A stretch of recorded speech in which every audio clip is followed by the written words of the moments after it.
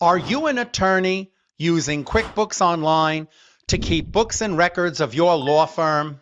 Maybe you're the bookkeeper of a large law firm and you have a tremendous responsibility to keep financial records exactly the way the law requires. Well, if that's the case, then you're in the right place. This full course for attorneys is free right here on YouTube, and it will give every attorney everything they need if you're using QuickBooks Online.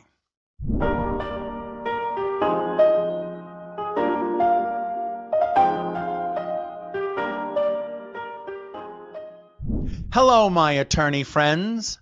My name is Mark Smolin, and I know that attorneys have specific accounting and bookkeeping needs that are special and unique to law firms, and the law requires that attorneys and law firms keep books in a special way to protect themselves and their clients. Well, QuickBooks Online will give you that ability, and you don't need any industry-specific software or any special accounting program that's specifically designed for attorneys in a law firm. Because if you're using QuickBooks Online, all you have to do is watch this complete video tutorial right here, and you'll be able to use QuickBooks Online to fulfill all the specific accounting needs that attorneys and law firms could possibly need when keeping financial records. In fact, you can start watching this video with no prior knowledge at all of bookkeeping, accounting, or QuickBooks Online. And if you follow along with us step by step, by the time you finish, you'll be an absolute expert in QuickBooks Online, specifically when keeping records as a self-employed attorney or the bookkeeper of a large law firm. Now, in order to follow along with us step by step, you should sign up for a free QuickBooks Online account that's separate from your actual QuickBooks Online account, so you don't mess up your law firm's books and records as you're practicing what we learned together. And the way to sign up for free is to look for the link to sign up under this video down in the description field. Click there, follow the steps, and sign up with a different email address from the one that you use to sign up for your actual QuickBooks Online company. This way, you will have a blank, brand new QuickBooks Online account that has nothing in it, and you can set it up along with us, follow step by step, and as long as you repeat what you see, by the time you finish, you'll know everything you'll need to know to keep books and records of a law firm. Now, before we jump right into the material, let's take a moment to discuss the specific bookkeeping and accounting legal requirements that only attorneys and law firms have. Once we've identified and discussed them, then we can figure out how to apply them to QuickBooks Online. So, of course, law firms have the same bookkeeping and accounting requirements that all other companies have, but obviously they have a little more. Now, firstly, law firms are one of the few types of companies that need to receive payment from their clients before they render their service. That's usually called a retainer fee, and it needs to be recorded as unearned income at the moment the client pays. Then, when the services are finally given to the client, the unearned income must be reclassified as earned income the moment the client actually receives the service. Secondly, each client's balance must be tracked separately in a separate client record.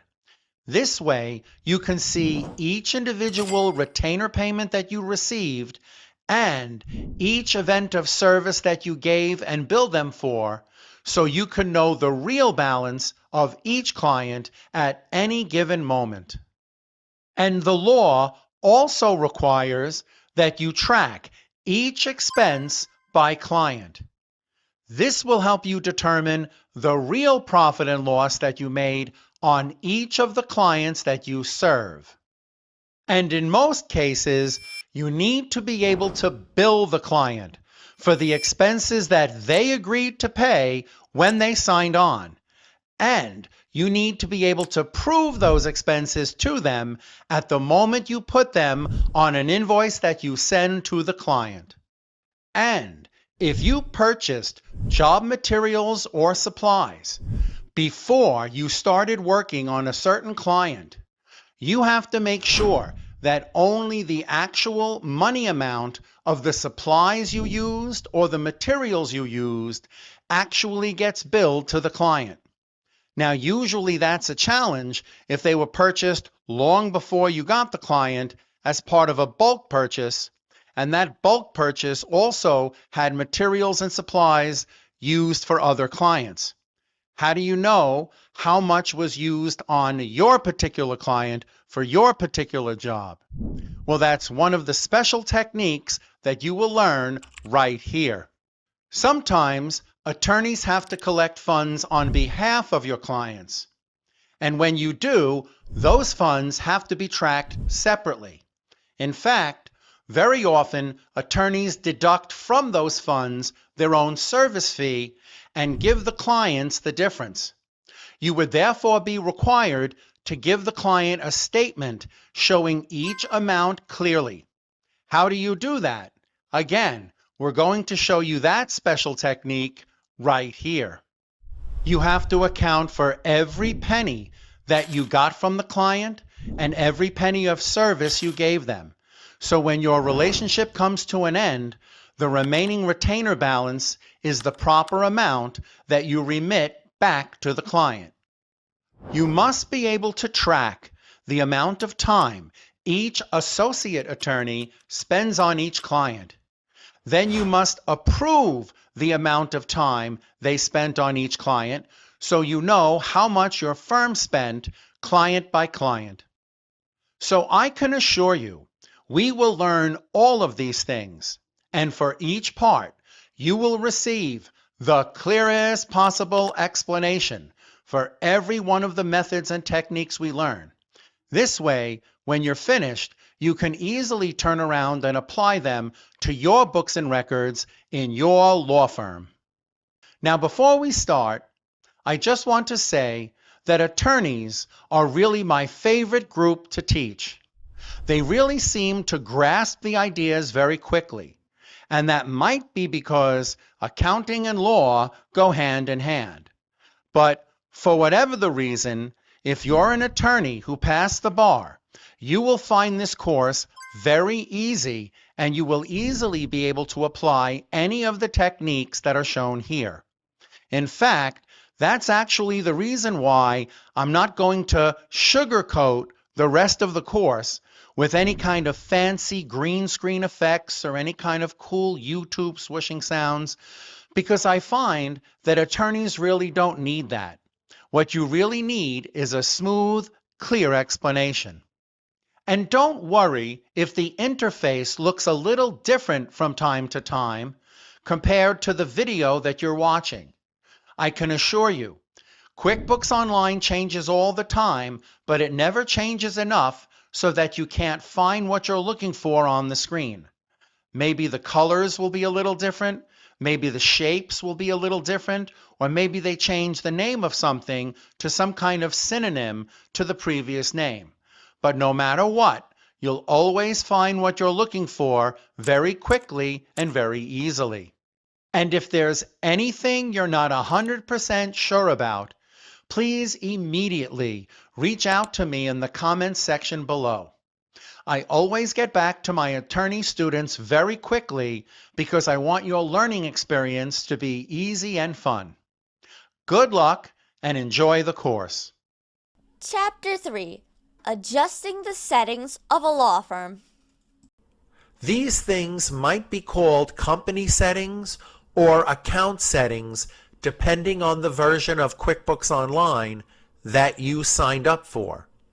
You will open this window from the cog wheel in the top right that you were shown in the previous video. This window controls the defaults, the options, the automatic behavior of the QuickBooks Online account, and this window is used to add or remove a feature that you might need when using QuickBooks Online. So what settings do attorneys specifically need? Well, you must input and change the company name and address so that when you print financial reports and you print forms like invoices, estimates, bills, and so on, that the law firm's name and address shows up in the proper position. Let's do that now. The name of the example law firm will be Ross Shyster Law Firm, 1787 Meadow Lane, East Meadow, New York, 11554. And this will be the phone number, and this will be the email address. So it's very simple. From the top right, we click the cog wheel, and we go over to the left and click Account and Settings. Now, as you can see, there are different categories for account settings in QuickBooks Online. And you can change categories by clicking the tabs on the left. The first one we will change is the company settings. We will click here, and in order to change one of the areas within that category, you have to go to the top right and click the pencil key for company name. Now, I'm going to use my PowerPoint, and I'm just going to copy and paste to make it easy. You can type in whatever name you like, but remember, this is just for your education. This is not your actual records. So we type in the name, EIN number can be 1, 2, 3, 4, 5, 6, 7, 8, 9, whatever. And then, of course, we can click Save. For company type, you can click the pencil tool, and you will see that you can choose a tax form so that if you have an accountant who will use Intuit QuickBooks related software to do the taxes, then you would choose a tax form and you would work with your accountant to map each account to each line of the tax form. But we will not do that. We will simply put the company email address in the right spot.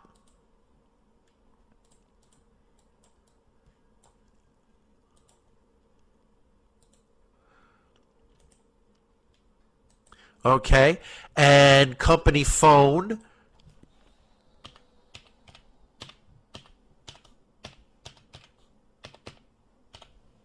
Okay, and we don't have a website, so we save this section of the company settings, and I believe the address should go back here. I didn't see a place for the address. Oh, here it is, address. So let's just go ahead and put it in so that it shows up on the transaction forms like invoices, as well as the financial reports like your income statement and balance sheet.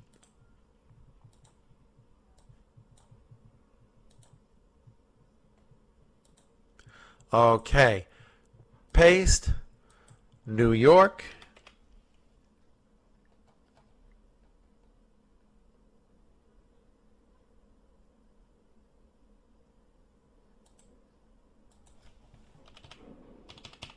And click Save. So what other settings are specific to an attorney? We can click Done in the bottom right when you're finished with one particular section. And now you can see the company name has changed to the company that you're actually using as your example. Now let's check out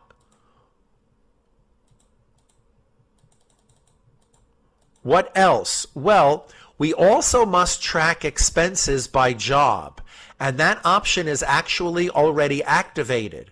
But what we have to do is tell QuickBooks Online to make client expenses billable to clients.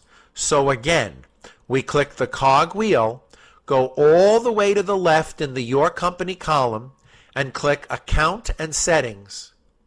Then we click the tab for expenses. And notice, Track expenses by customer is off, and make expenses items billable off. We have to click the pencil key. Attorneys need to track expenses by customer or client, and we click here. Attorneys must make expenses billable. And the default is tracking billable expenses as income, and that's what we will use for this course. I will provide you with supplemental videos for you to have an option where you mark up the expense and treat only the marked up amount as income. But right now, just be aware that these are two settings that attorneys must have, and click Save. And we will return to the account settings window as needed if we need to activate another feature. Chapter 4. Chart of Accounts of a Law Firm. You may well ask, what is the chart of accounts? Well, in the old days, the chart of accounts was called the general ledger.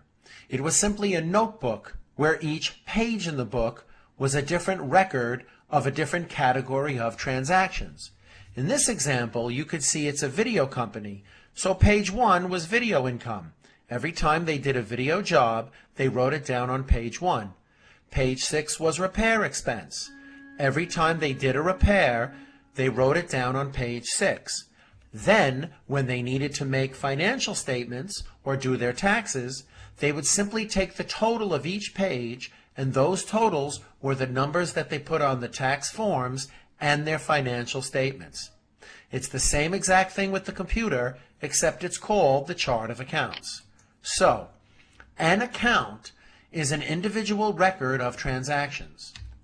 You need an account for each bank account, credit card account, income source, and expense that your law firm has. You will also need other accounts as well, but they will be explained more clearly as we add them deeper into the course. The chart of accounts is the name of the window that allows you to delete, edit, and add accounts to the chart of accounts. So here are the example accounts that we will use for this QuickBooks Online Attorneys course. You must have one account to record all the income you get from legal services.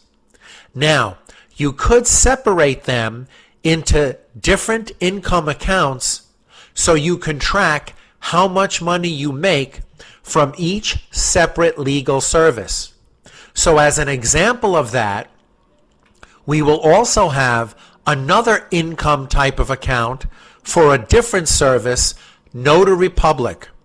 So all the other legal services that we do will be recorded in legal services income, but when we earn money from doing notary service, that transaction would be recorded in notary income. Then we have delivery expense to record all the money that we would pay to either UPS, FedEx, or any other delivery company for making business-related deliveries. We have postage expense for the money that we pay to mail out letters and serve notice to people whom we must contact through the United States mail. We must spend money on supplies. We must record in the account called transportation expense all the money we pay for business-related transactions. And the two income accounts will appear at the top of the profit and loss, and these four expense accounts will appear in the bottom section, and that report that we show you later will show you your firm's profit and loss. We also have to have a separate record for bank-related transactions, so we need one account in the chart of accounts that matches exactly the transactions in our business operating bank account. We also have to have an account in the chart of accounts to keep track of all the money that clients paid us in advance of receiving legal services for us. That account is called unearned legal fees, and it will equal the total of each client's balance for what they paid us in advance, specifically for future legal services. Then we will have another bank account specifically for the money that we collect on behalf of the client that we will eventually pay to the client. And of course, because we have a bank account that is really the client's money, our books and records must also have an account in the chart of accounts that represents the total money that we owe to all the individual clients whom we've collected money for and have not yet paid them. So these are the example accounts of a typical general law firm, and of course, in your situation, you can get more specific if you need to. So here are the accounts. When you input accounts into the QuickBooks Online chart of accounts, there is more than just the name to input. You can see from this chart that there are 3 pieces of data that you must enter when you set up an account in the chart of accounts. First, you have to record the account name, which we discussed a moment ago. Then you have to tell QuickBooks Online what type of account this is. And only in QuickBooks Online, you have to add another piece of data called detail type.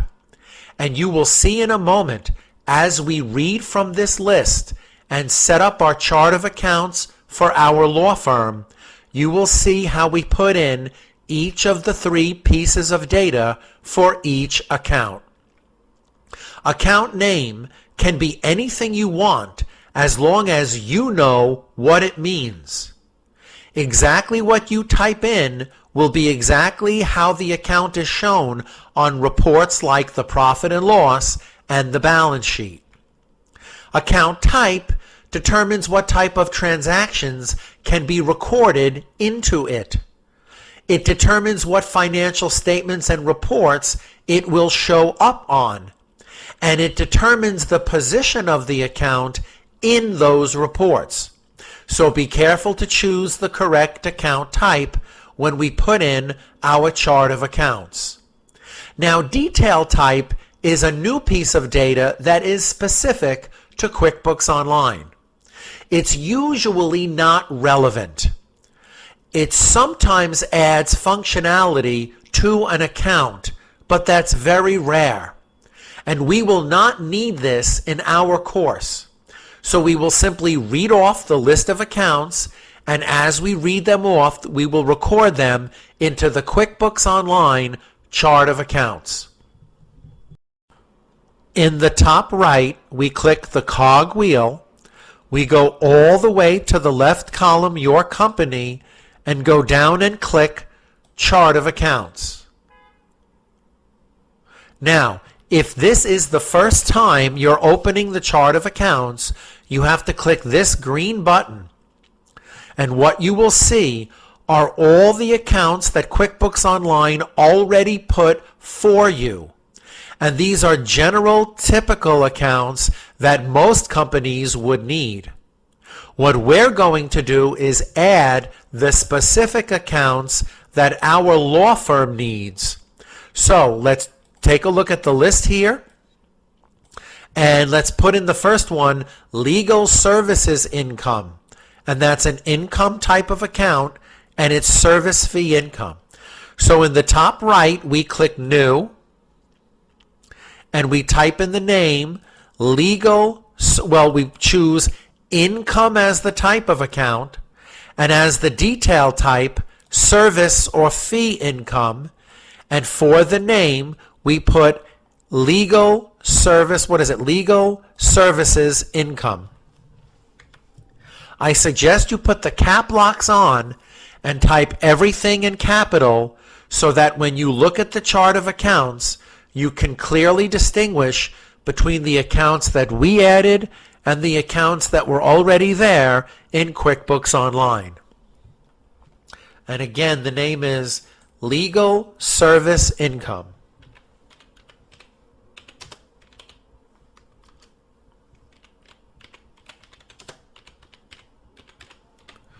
And then we click, you could click Save and Close, and then observe, if you scroll down to the income section, you can observe that this account has been added to the chart of accounts. But we will do many in a row. Click New, and then the next one is Notary Income, and that's an income type of account, and that's service fee income. So it's an income type of account, it's service fee income, and it's income from notary service, I guess, notary income. And that's income from performing the Notary Public services. Now, you could click Save and Close, but it would be faster if you just click Save and New, and if it disappears, it is assumed it's on the list. Delivery expense is other business expense. Expense, other business expense, delivery expense.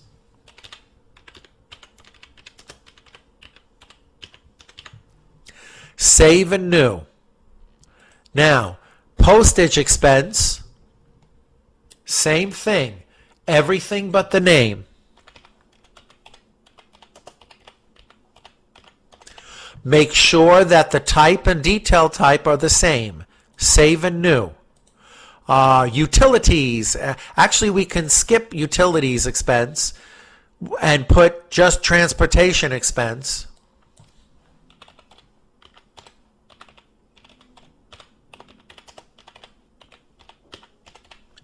Save and New.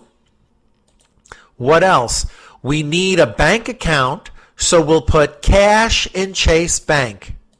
So this is a bank type of account. It's specifically a checking type of account.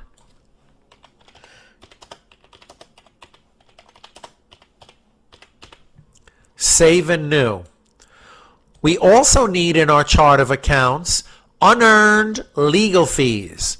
Now, some people will argue that it is not an accounts receivable type of account, but I am going to show you a video very soon that explains logically why you must choose this account type, even though this is a current liability. You will see this method works properly for attorneys. So we choose accounts receivable, and there's only one choice, and we type in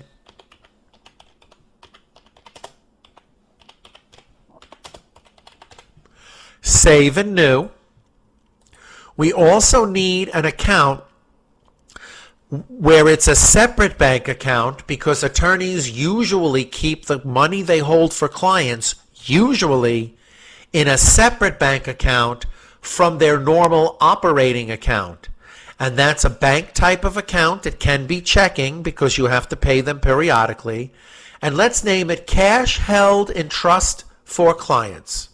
Cash held in trust. So let's say bank, checking,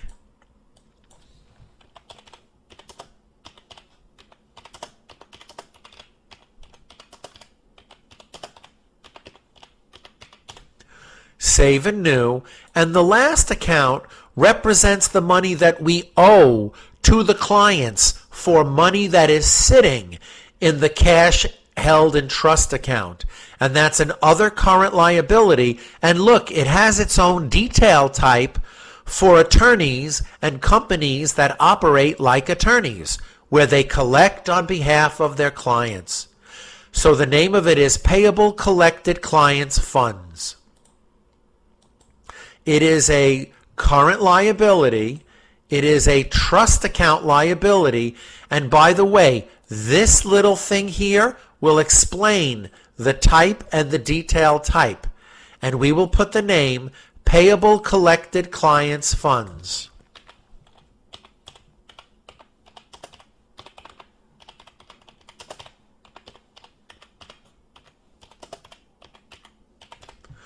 And now at the end, we can click Save and Close. And if you scan the chart of accounts, you can see that all the accounts in capital letters are the ones that we just added. You can double check to make sure that the type, detail type, and spelling are exactly what you need. Congratulations, our example chart of accounts is ready for us to use. Chapter 5. Setting up Legal Services. The list we will learn about in this video is a list of services or products that a business would sell to a customer or client. It's something you would list in the body of either a sales receipt or an invoice when the service is rendered. Each item is connected to an income type of account in the chart of accounts. Every time a specific service or product is placed on an invoice, the income account for that item goes up.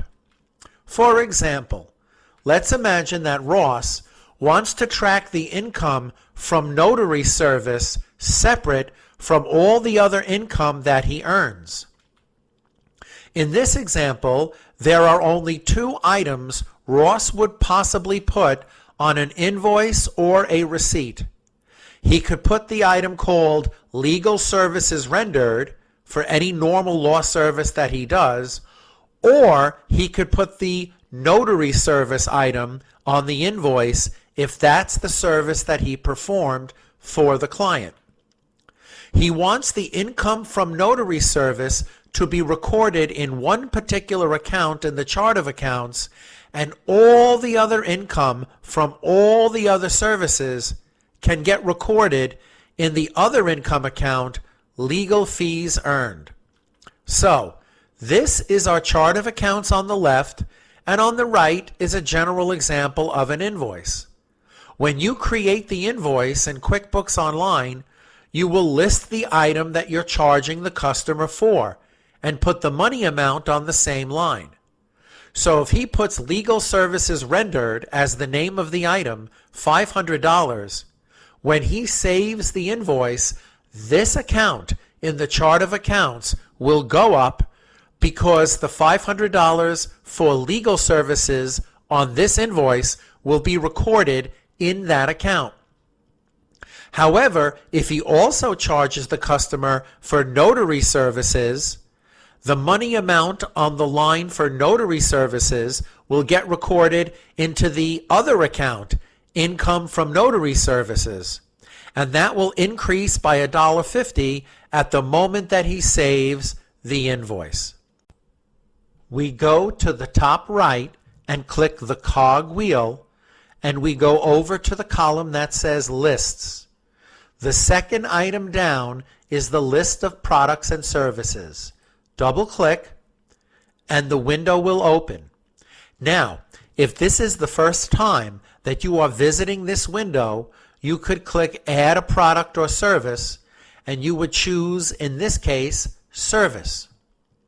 And the name of the service is Legal Services Rendered.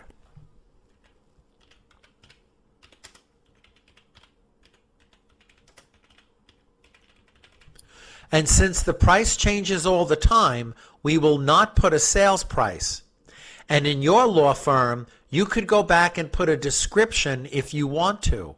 However, the most important thing to note when putting the list of services into your QuickBooks Online is which income account will this be attached to.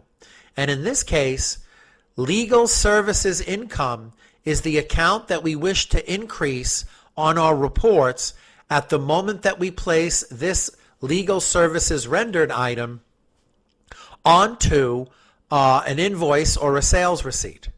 Now, if we click Save and Close, we now come back to the list of products and services the way it would normally look. Now, we can make this column maybe a little longer here, so that it's a nice smooth name. Okay, you may notice that QuickBooks Online already comes with 2 items on the products and services list that you could utilize later, and we will speak about these in a later video. But in the meantime, we have to go ahead and put the other item on the items list because Ross wants to track the income from notary services separately, even if they're listed on the same invoice. So again, we click New, and we click Service, and the name is Notary Services.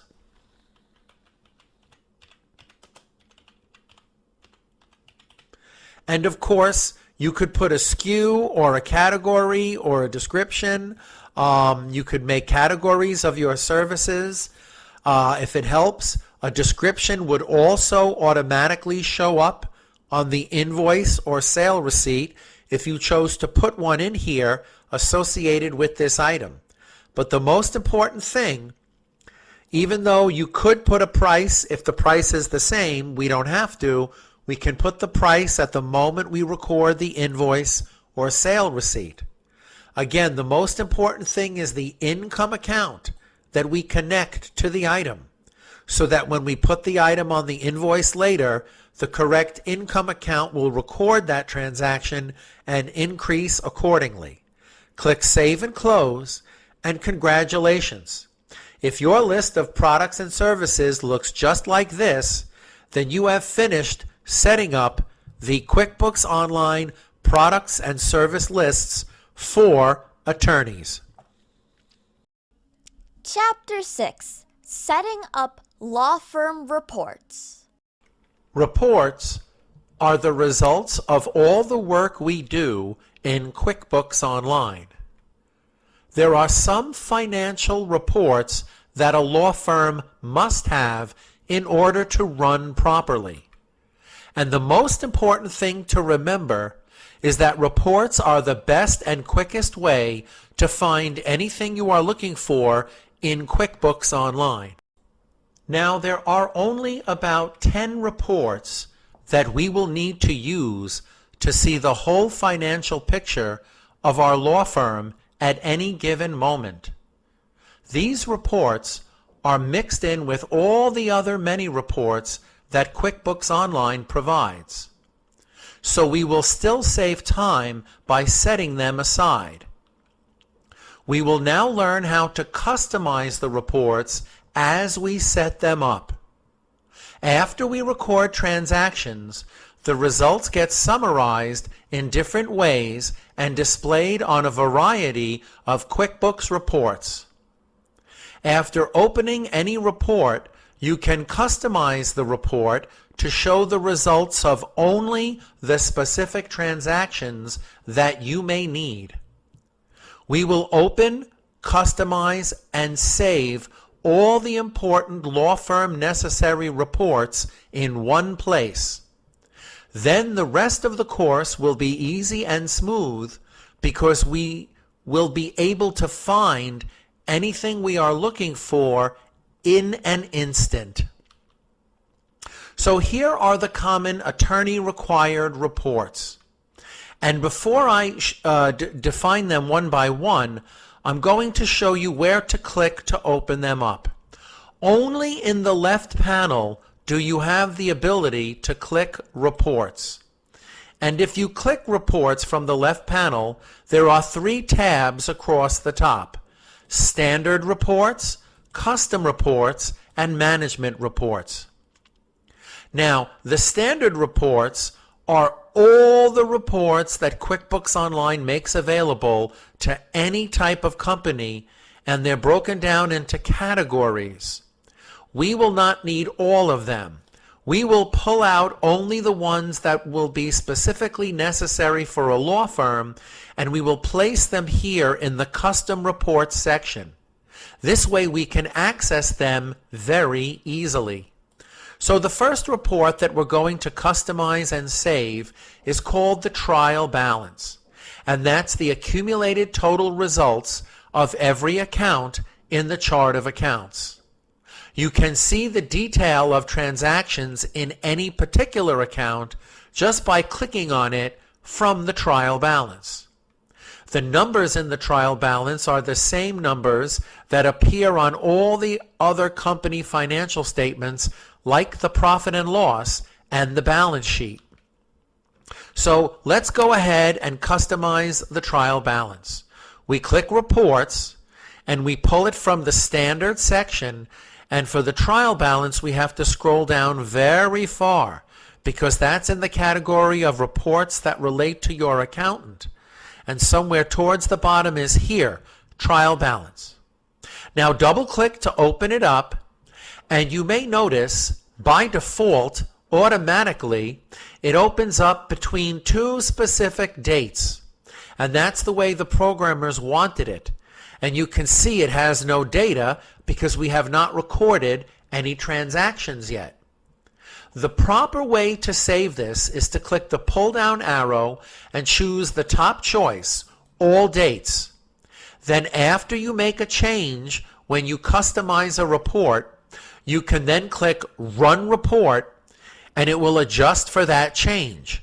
Of course, there's still no data because we did not enter any transactions, but if we click Save Customization, we could give it a slightly different name, but I will not. And you click Save. Now let's take a look to see if it saved it in the right place. When we click Reports and we click Custom Reports, our good friend the trial balance is here. And we double click and open it up and we can see that it remembers that we want to see the results of all transactions regardless of date. Now we all know this report, the profit and loss.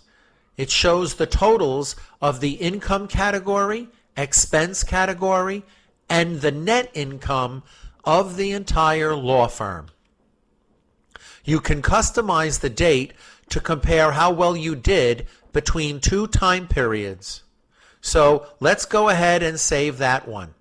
We click Reports, click the Standard where we are pulling them from, and under the Business Overview category, just go down to Profit and Loss. Not Profit and Loss Detail, just plain old Profit and Loss. Click once, and you notice by default it opens year to date. We will click this, and we will choose All Dates, and click Run Report. Now, of course, it adjusted the words, but there are no transactions yet. Click Save Customization. You could change the name if you wanted to, but we will just click Save. Now when we click Reports, Custom, we can go directly to both of these without having to sift through tons and tons of irrelevant reports. Now, Profit and Loss by Customer shows the totals of the income category, expense category, and net income for each job or engagement you have with a client. It will tell you how much you made on each client engagement as well as each client overall. So it can summarize everything for the client or go job by job if you need to. You can compare how well you did from client to client or job to job by using this report. Same thing, Standard, scroll down at the bottom of Business Overview, Profit and Loss by Customer. Double click. Now, we don't want year to date, we want all. Then we run the report so that we know it will show the results of all transactions regardless of date. And then we click Save Customization, leave the name. You could always change it if you do something special to a report. Click Save. And now the one that says All Dates is in the Custom area. Reports, Custom. You see Profit and Loss by Customer, double click. It remembered the change that we made. And if you made any other change to customize this report and then ran it, you could save the customization, give it a name, and it will put that report in the custom area the way that you saved it. What about this? Transaction list by customer. Simply a list of every customer transaction, but it enables you to see all the activity between you and a client in date order. It does not show any balances. It is simply a list. So let's go ahead and pull it out. Reports, Standard. Come down, who owes you. Okay, it's not under who owes you, it's under sales and customers. Transaction list by customer. Click. Not month to date, we want the results of all. We click run to get the results to change the way we customized it. Save customization. Let's leave their name for now. Click save, and believe me, it's on the list. What's next? The open invoice report shows every unpaid invoice by client. This is interesting. It shows the amount currently unpaid. Any advance payments not yet applied to clients' invoices will also show on this report. So we click Reports, Standard. We go down to the section of Who Owes You, and you click Open Invoices. And we click the pull-down arrow, click All Dates, Run Report to make it all dates, save customization, and the name suits us, so we click Save, and believe me, it will remember the change. Now, the unbilled time and unbilled charges reports are two reports that both show expenses we paid for or were billed for that we have not yet billed the client for. The transactions will appear on this report if they were marked as billable when they were recorded. They will disappear from this report at the moment you place them on a client's invoice. So those are the next two. Reports, Standard, Careful, go down after Who Owes You, Sales and Customers, What You Owe, okay, Expenses and Vendors, okay, I think it's up here, unbilled time and unbilled expenses. Here, they're both here.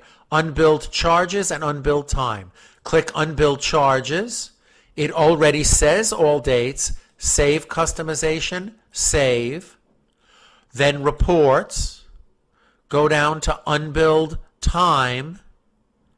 Click here. It already says all dates. Save customization and save. Now, you can check to see that they're all being saved in the custom report area.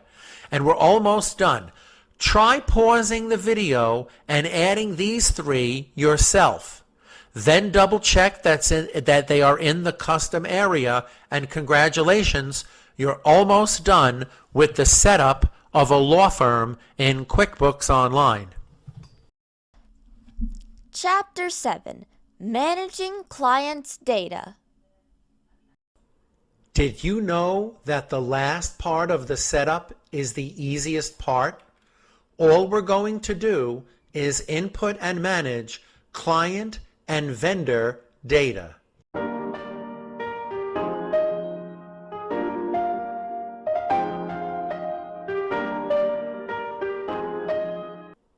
This is simple name data that we need to record on our lists before we can start making transactions. We will put the names, addresses, phone numbers, etc. of all the clients in our law firm. We will also put into QuickBooks Online the names, addresses, and phone numbers of the vendors who give us the service and products that we need to be able to run the law firm. Please note, anyone whom you pay is not an employee, is a vendor. Their data must go on the vendors list. This means they are a 1099 worker. Even associate attorneys who do not work exclusively or consistently for the law firm should be on the vendors list and receive a 1099 instead of a W-2. So here are the example names of clients that we will put in, and here are the example names of the vendors that we will use to learn about this area of QuickBooks Online data. Please note again, however, that we will skip all data except for the name. You can revisit these windows and input the other personal identifying data after you finish this video. So let's just read from the screen and put it into the right place. Now for customers, you can click Sales, and then under this, in the Sales window, you can click Customers. Now, if this is the very first time that you're opening up the customer list, you will see this window. And we are not importing them from Excel. That's a different video. We will click Add Customer manually, and I'm only going to put the name in the company field and display name as field. I leave the cap locks on, and that's it. Then I click Save. Now, how can I see this? Well, right now I'm still in that one customer's record. But if I click Customers, I see this name as one on a future list. New customer, again, company. Let's make it nice. And it automatically puts it to display name and save. Okay, now we're in this customer's records, this client's records specifically, and if we click Customers, we get it as a list. We can go back to Betty's records by clicking here, and you see that this is the client whose attention we have, and you can see all the list of transactions right here when we have them, details about their name, address, phone number, and so on, and any late fees that you might charge them.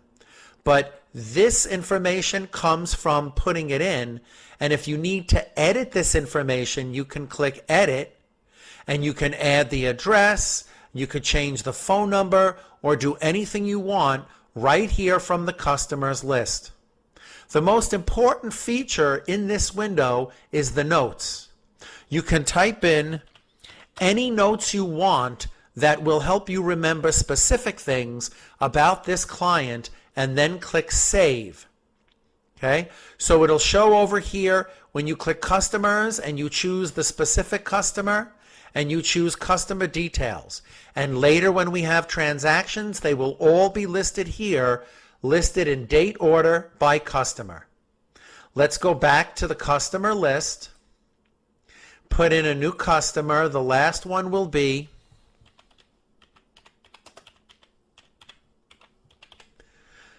push Tab so that it copies it to the display field, and then click Save. Now you can see all of Candy's transactions and all the details you put in the little window we opened a moment ago, and you can edit this to change any of their permanent information and then click Save. And we'll do the same thing with vendors. Under Expenses, you can click Vendors. And if this is the first time going to your vendor list, we will not import because that's a different video.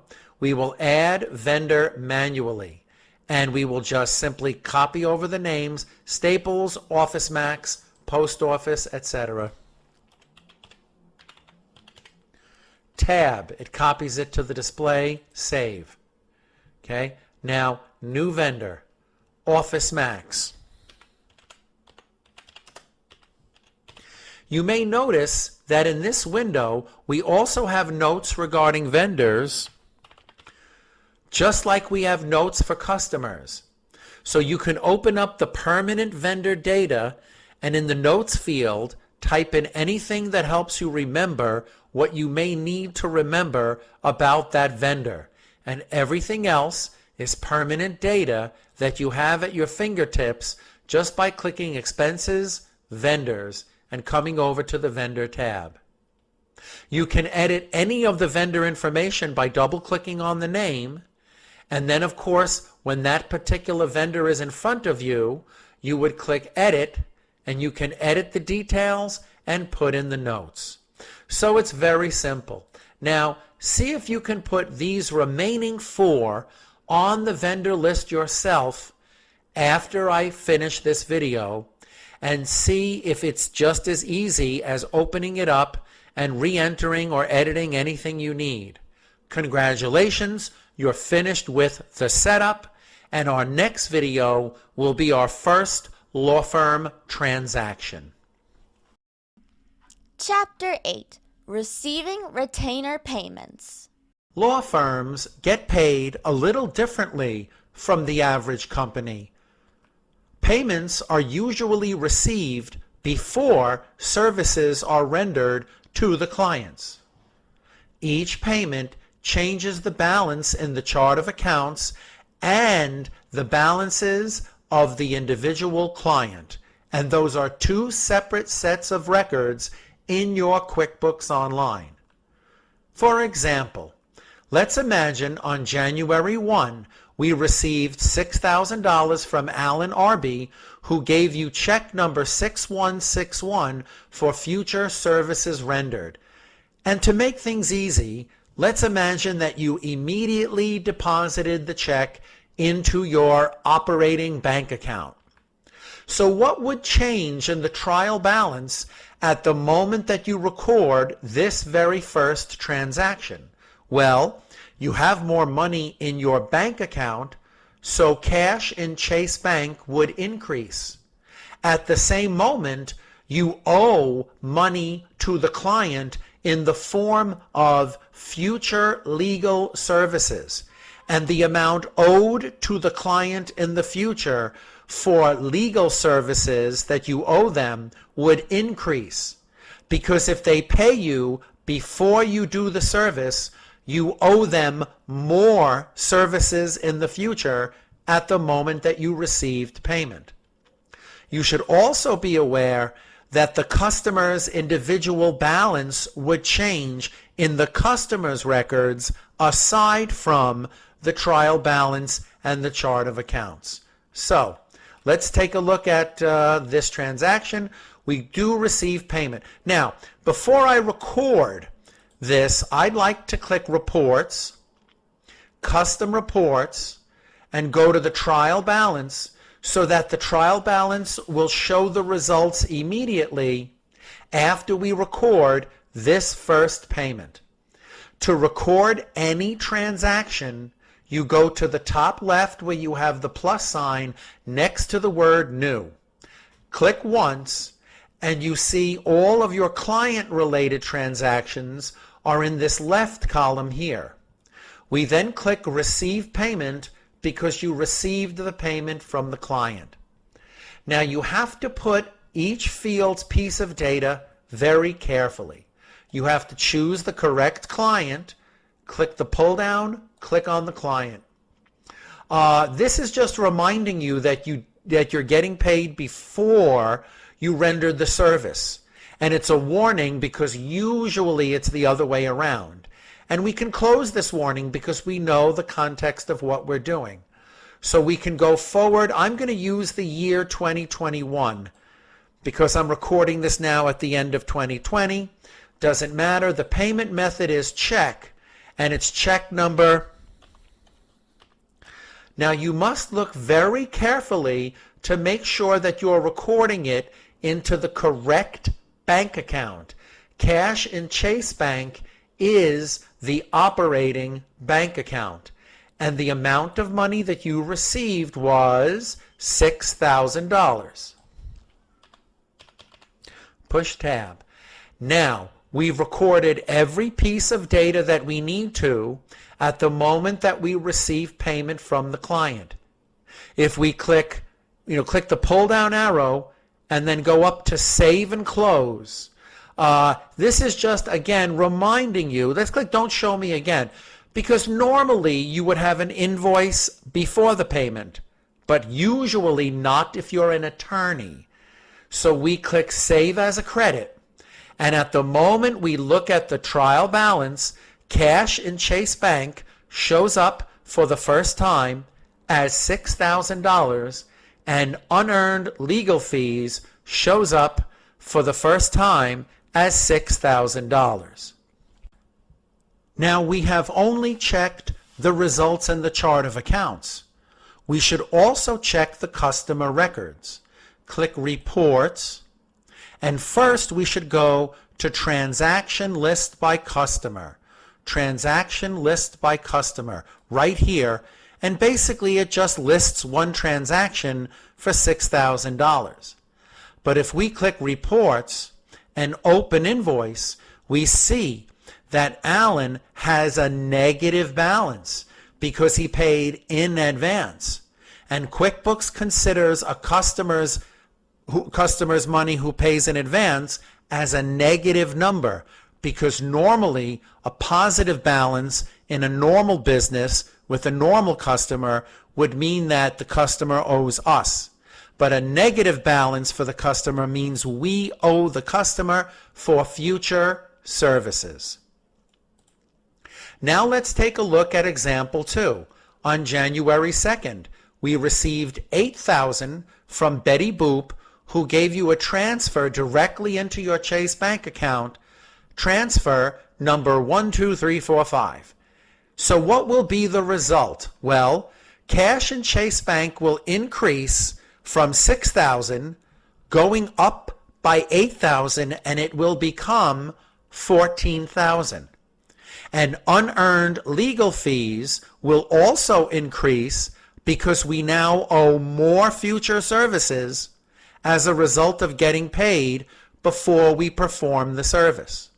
So let's go ahead and record this $8,000 from Betty. Same thing.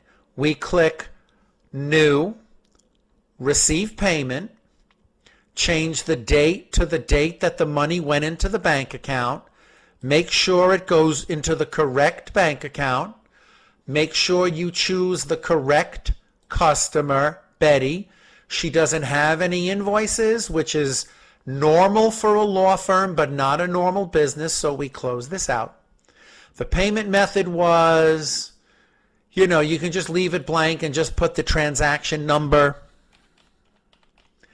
And now the money amount that Betty gave us, push tab, $8,000.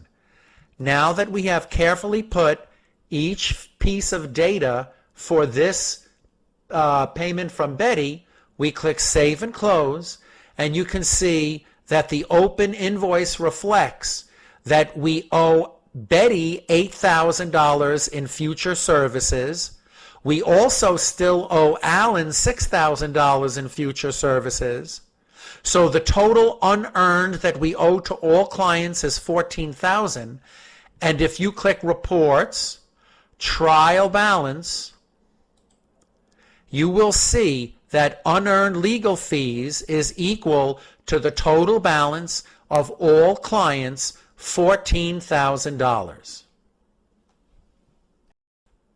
Our third example involves Candy Charles. Let's imagine on January 3rd, we received $11,000 from Candy Charles, who gave you a transfer to Chase Bank number 09876, and clearly this is for future services rendered. So let's record it the same way we did the others. We click New, Receive Payment. We choose the correct customer. We know she does not have any invoices, so let's close this. We make sure the money is being deposited to the correct bank account. We make sure we put in the correct number.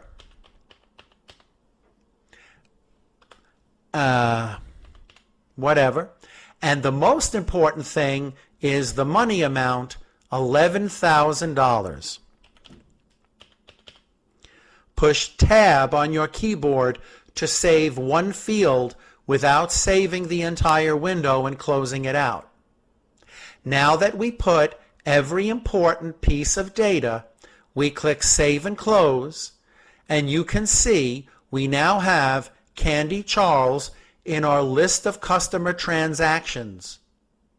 You can check the accumulated totals by clicking Reports and go to Open Invoice, and you see that the current balance of all three clients equals $25,000.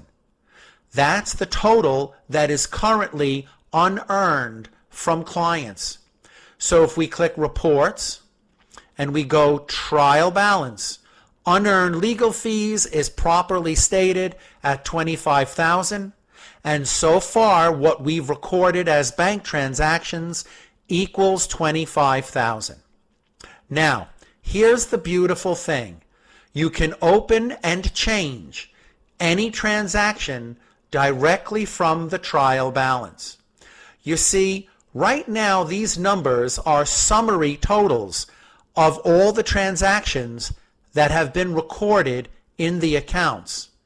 But if you are looking at a summary total and you wish to see every transaction that adds up to that total, all you have to do is double-click the number and you will get a list of every transaction that adds up to that total. It gets even better.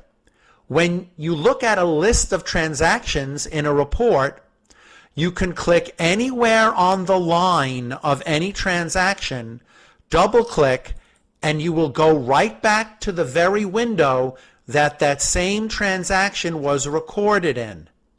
Once you go back to that window, you can make whatever change you want. And if you change a money amount, as soon as you click Save and Close, the results in the reports will change immediately. This report came from the trial balance. Reports, trial balance, double-click the summary number to get the detail of every transaction, double-click anywhere on the line to go back to the same window that you recorded that transaction and change whatever you want. You can also open these transactions by clicking Reports, Transaction List by Customer, and they're listed here the same way. As long as they're listed one by one, you can click anywhere on the line of the transaction and go back to that same window and change anything you need. So fixing a mistake in QuickBooks Online is easier than erasing with a pencil. Chapter 9. Billing for Legal Services. We will now assume that legal services have been performed for the client who had already paid in advance. Income from legal services has now been earned. We now owe the client less in future services as a result of performing some services today. For example, let's imagine on January 11, we perform legal services worth $3,000 for Alan Arby. Alan would like to receive a paid invoice for the service. Well, what would change in the trial balance if we performed a service that was already paid for in advance? If we perform the service, then income from legal services would increase and show up on the trial balance for the very first time as $3,000. But what would decrease is unearned legal fees. Because if we perform the service and earned some, then the amount unearned goes down. And of course, the customer's balance in the customer's records would also change. So, what will be the result? Well, income from legal services will appear on the trial balance for the first time as $3,000. And unearned income will decrease. Unearned legal fees will go down to $22,000 because we have now earned $3,000 of what was just earned, and we will record this event on an invoice. So I believe the date was January 11th, $3,000, and these will be the changes.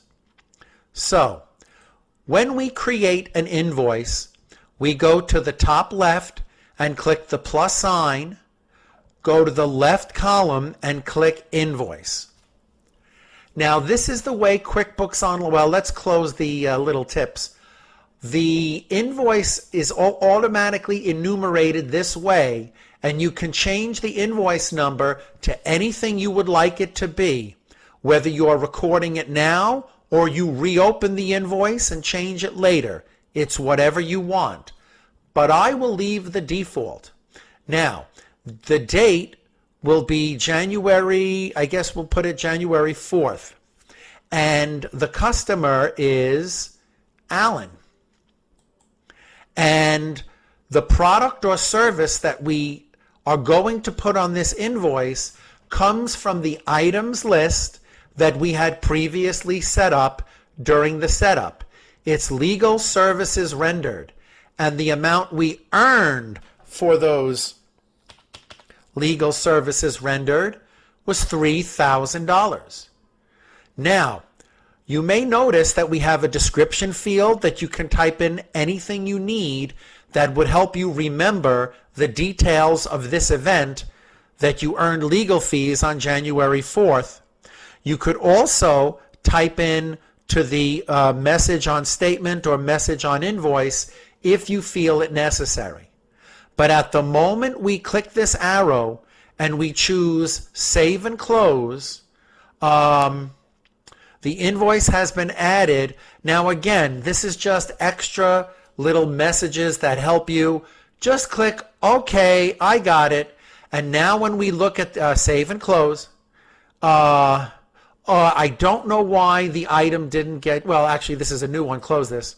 Leave without saving. Okay. It's all messed up. Click Reports. Click the trial balance. And you can see the numbers are exactly as what we expected. Legal services income shows up for the very first time as $3,000. And unearned legal fees goes down to $22,000. We didn't change any cash amount. We just did work and earned service income. We can also check the most important report. Well, one of the most important reports is the transaction list by customer. You can now see both Alan's payment and his invoice listed here one by one. But this 9,000 is not a valid number because this is a negative and that's a positive. So this list, only rely on it as a list of transactions. The real balance is when you click Reports, Open Invoice, and you see that Alan's balance is really only $3,000. And you may well ask, why is Alan's balance $3,000? If you open up the payment, you will see what invoices have automatically been applied to this payment. Double click. Now this was the payment we made before the invoice. So later when we made the invoice, QuickBooks automatically placed this check mark here to tell us that this invoice has been applied to the payment that we received beforehand. And that's why the open invoice shows you the net amount of the balance.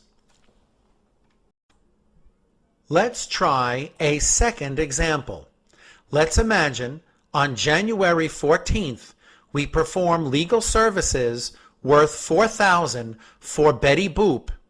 Betty would like to receive a paid invoice for the service. So what will be the results? Well, income from legal services will increase by $4,000 because we just physically earned $4,000 more of legal services. And unearned income will become $4,000 less and show up as $18,000 because there is $4,000 less unearned now that we've earned $4,000. So let's go ahead and make the January 11th invoice for Betty. We click New, Invoice. Make sure we put the right date this time, January. Actually, I think it said January 14th. The other one was the 11th. I'll fix it later. Betty Boop. Okay. Now, notice the invoice number is enumerated automatically, but you can make it anything you want. Click directly under Product and Service. Click the pull-down arrow. This is Legal Services Rendered in the amount of $4,000. And that's all you have to do upon earning $4,000 worth of legal services. Save and close. And now you can see, well, if actually we're on the open invoice report, so you can see Betty's balance has decreased. And you say, why is Betty's balance now $4,000? Double click and open up the payment.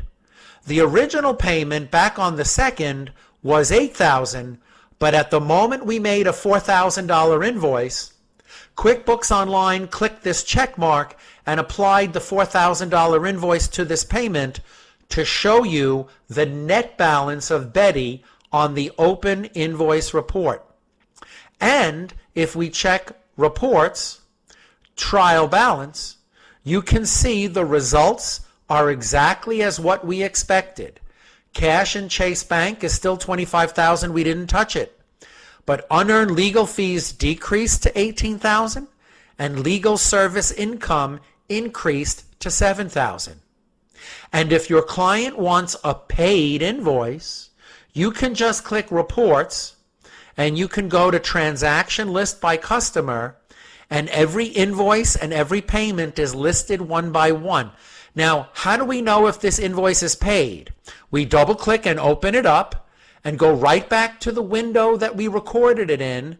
And because the payment was made first, and because QuickBooks Online automatically applies past payments to new invoices, we could just go ahead and click more and click, well, where's print? Oh, print. We could preview or print or email. You know, we could click send email. That's a whole nother video. But the point is, we give the client a paid invoice to show and declare that we have earned the legal service income. Chapter 10. Managing Late Paying Clients.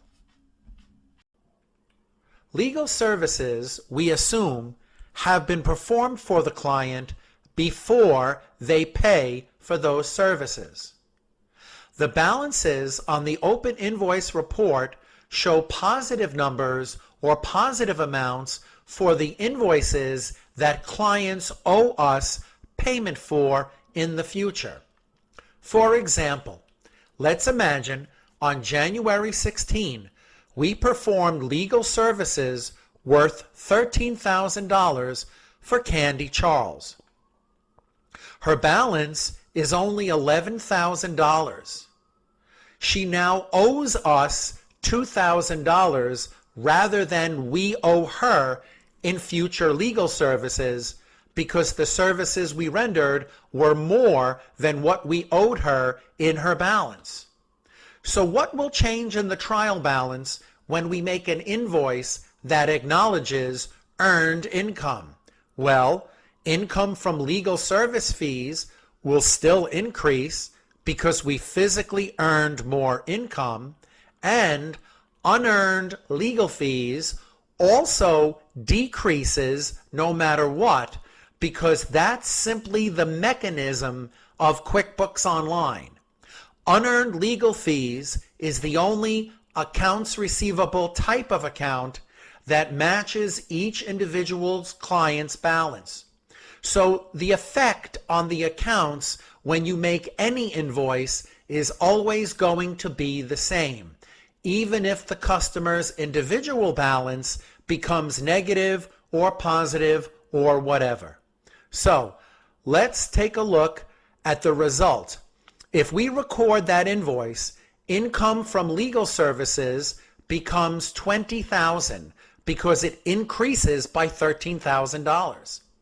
Unearned income decreases and goes down to $5,000. That means unearned legal fees goes down to $5,000.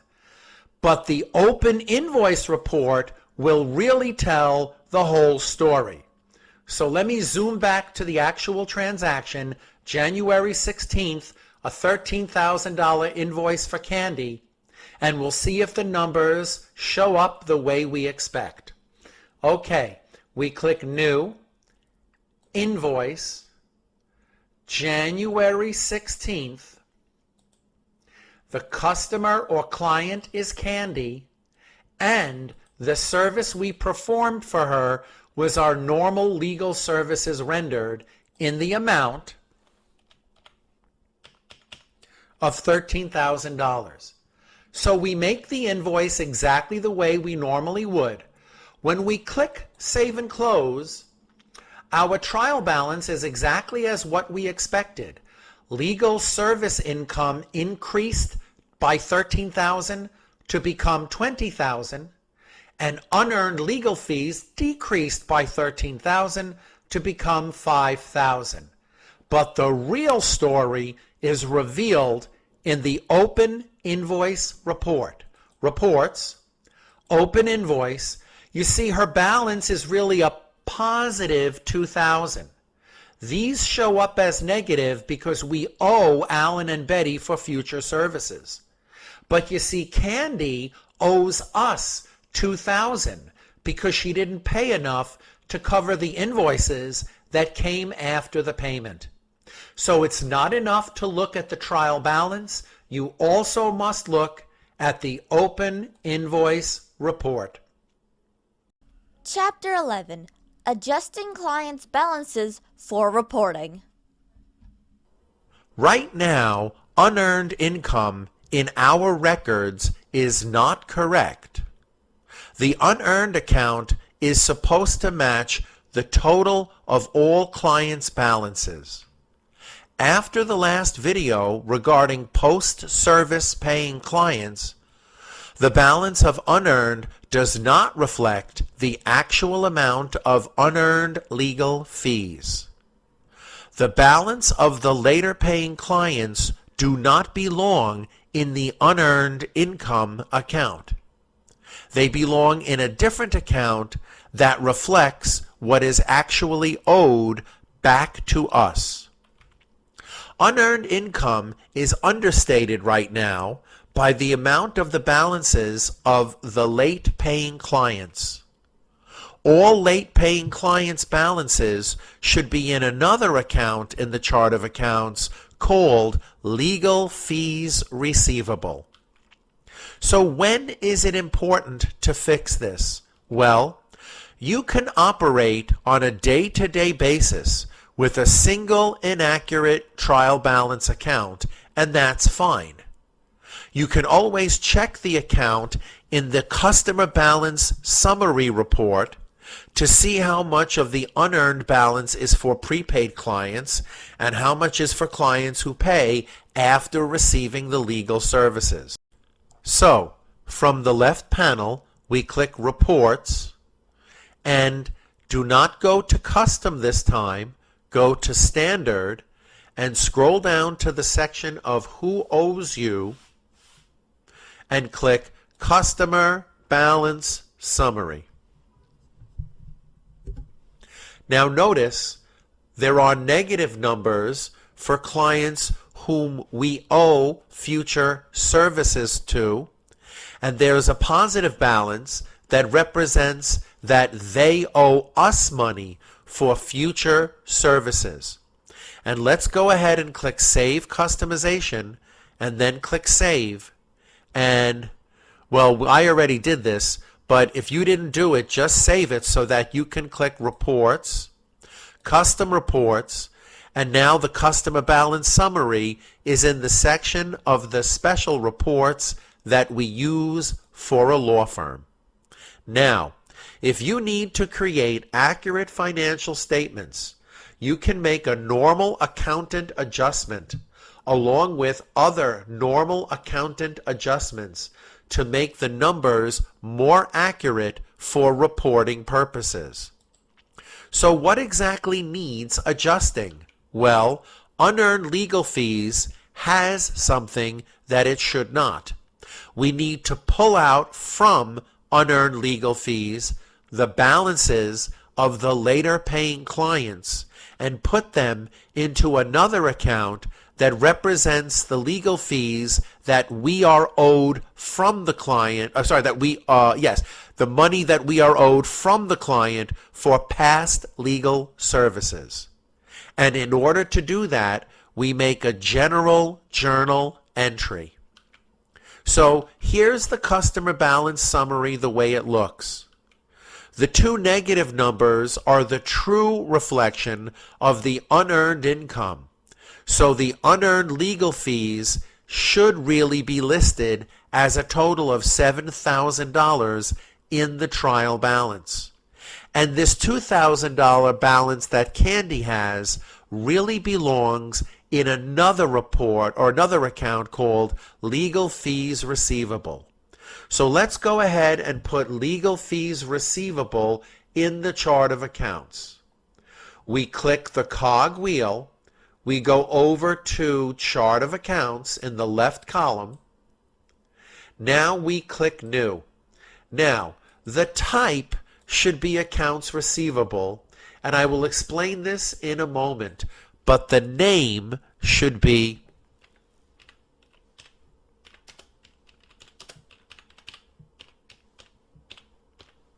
Legal Fees Receivable.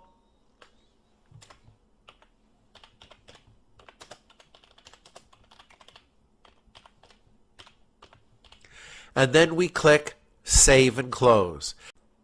So before we make the adjustment, let's remember the amounts.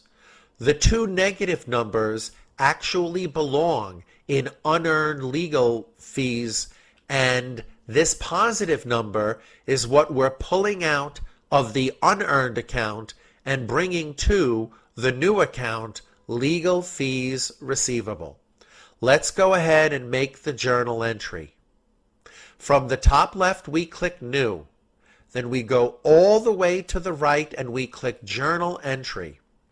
Now, the date of the journal entry should be the date that we're reporting the numbers. And in this example, it's January 31 of 2021. Click under the word account to bring the pull-down arrow. Then click on the arrow to choose the first receivable account that we put on the list originally, unearned legal fees. Because that was the first accounts receivable type account, that's the one that will match the customer's balances.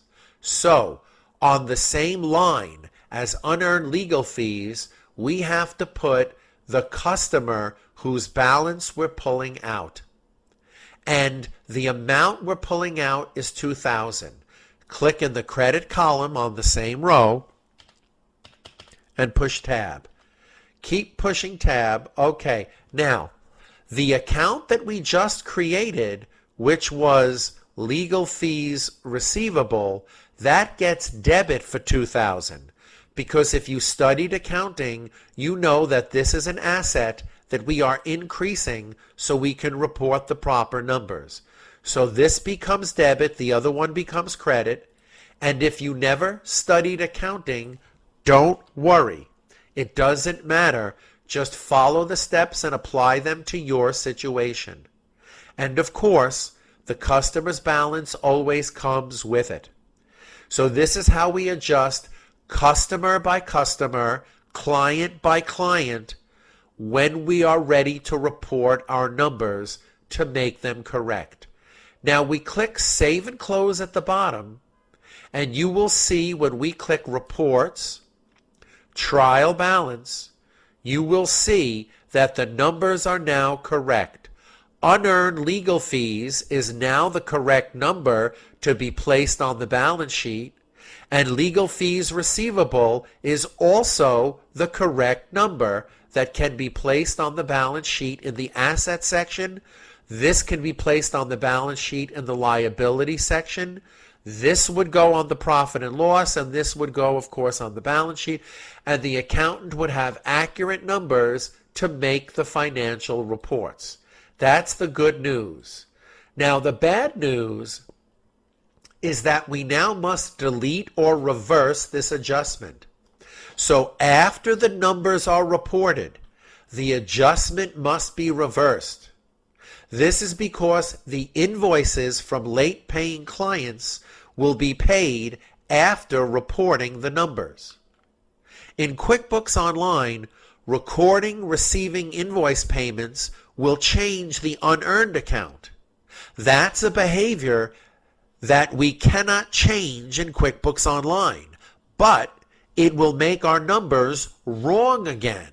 So we must reverse it We must reverse this journal entry until we need to formally report our financial statements again. And then when we need to report it again, we will do the same type of adjustment, go and report the numbers, then come back to QuickBooks Online and delete it. We only need to report once a year, or at maximum if you have a large firm, once a quarter, and it's only a 1-second adjustment for each individual client's balance if you need to. And of course, there are other summary solutions if you have a full-time accountant working with you, and that accountant might think of other ways to adjust before reporting. But for our purposes, let's go and delete that entry. Let's double-click Legal Fees Receivable, and you see the journal entry is right here, Journal Entry, double-click. At the moment the transaction or adjustment is in front of you, the one that you want to delete, you go to the bottom and click More and click Delete. Are you sure? Yes. Now, when we go back to the trial balance, the numbers are the way they were before, but we need them to be this way when we operate on a day-to-day basis, and we only stop and adjust when we need to report, then remove the adjustment and continue forward. Chapter 12. Rendering Immediate Legal Services. Sometimes our law firm gets paid on the same day that we render a service to the client. This is usually for immediate services, like a notary. The correct document to make in this case is a sales receipt. Making a sales receipt in QuickBooks Online is the same as making an invoice. We can print the receipt at the moment we get paid. For example, let's imagine on February 1, we performed 2 notary services for Alan Arby. He came in and gave us a check for $5 for 2 signatures for $2.50 each. The check was deposited the same day that we did the service, and it was deposited into Chase Bank. So, what changes in the trial balance if we give a service and get paid immediately? Well, income from notary service increases by the amount we earned on the day that we gave the service. And since we got the money directly into our bank account at the moment we got the service, then the cash in the Chase Bank also goes up. And those will be the numbers in the trial balance. But what happens to the customer's balance? Would the customer's balance change if we recorded a sale receipt? And the answer is no. The sales receipt will still be listed in the transaction list by customer report, but the customer would not owe us a different amount of money as a result of paying for something they received immediately. So, let's look at what the results will be in the trial balance. Cash in Chase Bank will be $5 more, and income from notary service will show up for the first time on the trial balance as $5. So, from the top left, well, let's just adjust our little show here. Okay, from the top left, we click New, Sales Receipt. And again, it looks just like an invoice. We go forward to February 1st, and we're doing 2021 in our little story. The customer who paid us was Alan Arby. Now be careful. The money went directly into the bank account. Click directly under where it says Product and Service and choose Notary Services. We set that up in the beginning of the course. And there were 2 services performed, $2.50 each. That means the cash in bank is increasing by $5, and so is the income from notary service. When we click Save and Close, we can go back to the trial balance, Reports, trial balance, and take a look. Cash in Chase Bank is $25,005, and the notary income is now $5. But let's take a look at the customer reports. If we click Reports, Transaction List by Customer, you can see that the sales receipt was listed in the very simple list of transactions by customer, which is organized by date. But however, if you click Reports and you click Open Invoice, you will not see the sale receipt. If you click Reports and you click Customer Balance Summary, you will not see the effect of the sale receipt because it does not change the unearned income amount or the amount receivable because we got paid today. And now that we've performed a second service, let's take a quick look at the profit and loss. We click Reports, Profit and Loss, and you can see this is the first time that we have two separate income accounts with two separate income items earned for two separate services. Notice the profit and loss shows the total of the income category. We have not yet recorded any expenses, but I wanted to show you that the purpose of the profit and loss was to first add the total of the income category, then add the total of the expense category to get the net operating income and the net income. So let's take a look at the next transaction. Let's imagine February 5th, we performed same-day legal services for Betty Boop. She deposited $100 into the Chase bank account for the service, and here's the transaction number, 76543, whatever. But because we got paid on the same day that we rendered the service, the proper document to make is a sales receipt. So in the top left, we click New, Sales Receipt, and we said this was February 5th. It was Betty Boop, February 5th. Make sure that the money is going into the correct bank account. Click directly under Products or Service and choose Legal Services Rendered, and then just put the amount, $100. Oh, not $1,000. Be careful. Sorry about that. There you go. Can always fix. Now when we click Save and Close, you can see Legal Services income has increased by $100. And the profit and loss shows the results of every number in the trial balance that's under the category of income and expense. So these numbers are the same in the trial balance with all the other numbers. And what's also the same is that you can double click the number and get a list of every transaction that led up to that total for that account. So the total legal service fees income, click the arrow, is a result of these 4 transactions. And you can see these 3 were invoices, but this last one that increased the account by $100 is a sales receipt. And you can still double click and go back and change anything you want if you need to. Chapter 13. Refunding Client Retainer Balances.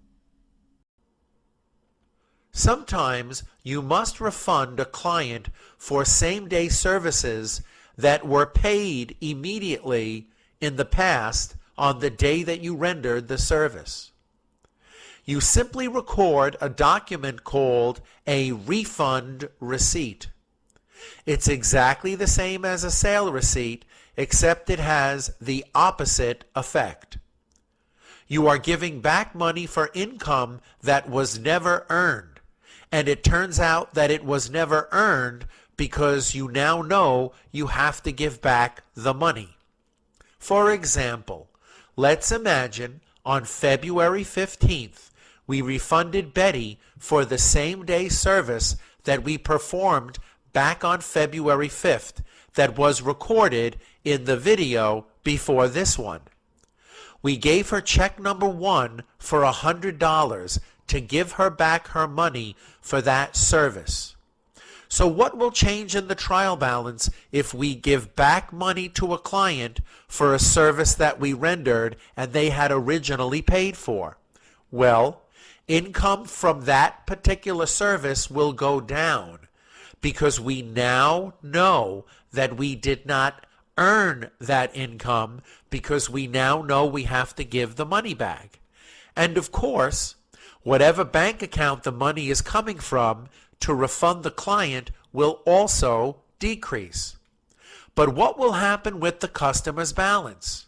The answer is nothing. Again, the refund receipt still listed in the transaction list by customer report because it's still a transaction for that customer. So what will the trial balance look like? Well, the cash in Chase Bank will be $100 less and be $25,005. And since we earned $100 less in legal services income will be reduced to $20,000. So let's take a look at how to record it. Well, in the top left we click New, and in the left panel directly under Sale Receipt is Refund Receipt. Now, the date that we gave the money back, guess I'm going to have to remind myself here. The date we gave the money back, February 15th. So we put February 15th, and it was Betty who gave us or requested the money back because she gave the money to us in the first place. You must be careful to choose the same product and service that was originally given when you give the refund for that product or service. So in the last video, we charged Betty for legal services rendered. Now it's the same service, legal services rendered, so that the same income account will go down. Now, again, you have to make sure that it's coming from the same bank account, and you click here to make sure that you choose Chase Bank. And notice QuickBooks knows that this is the first check in our little story, so it automatically assumes that it's check number 1. You could change it to whatever you want regarding the refund receipt number and regarding the check number. But at the moment that you click Save and Close, see, we successfully issued the refund. Click OK. Now look at the trial balance.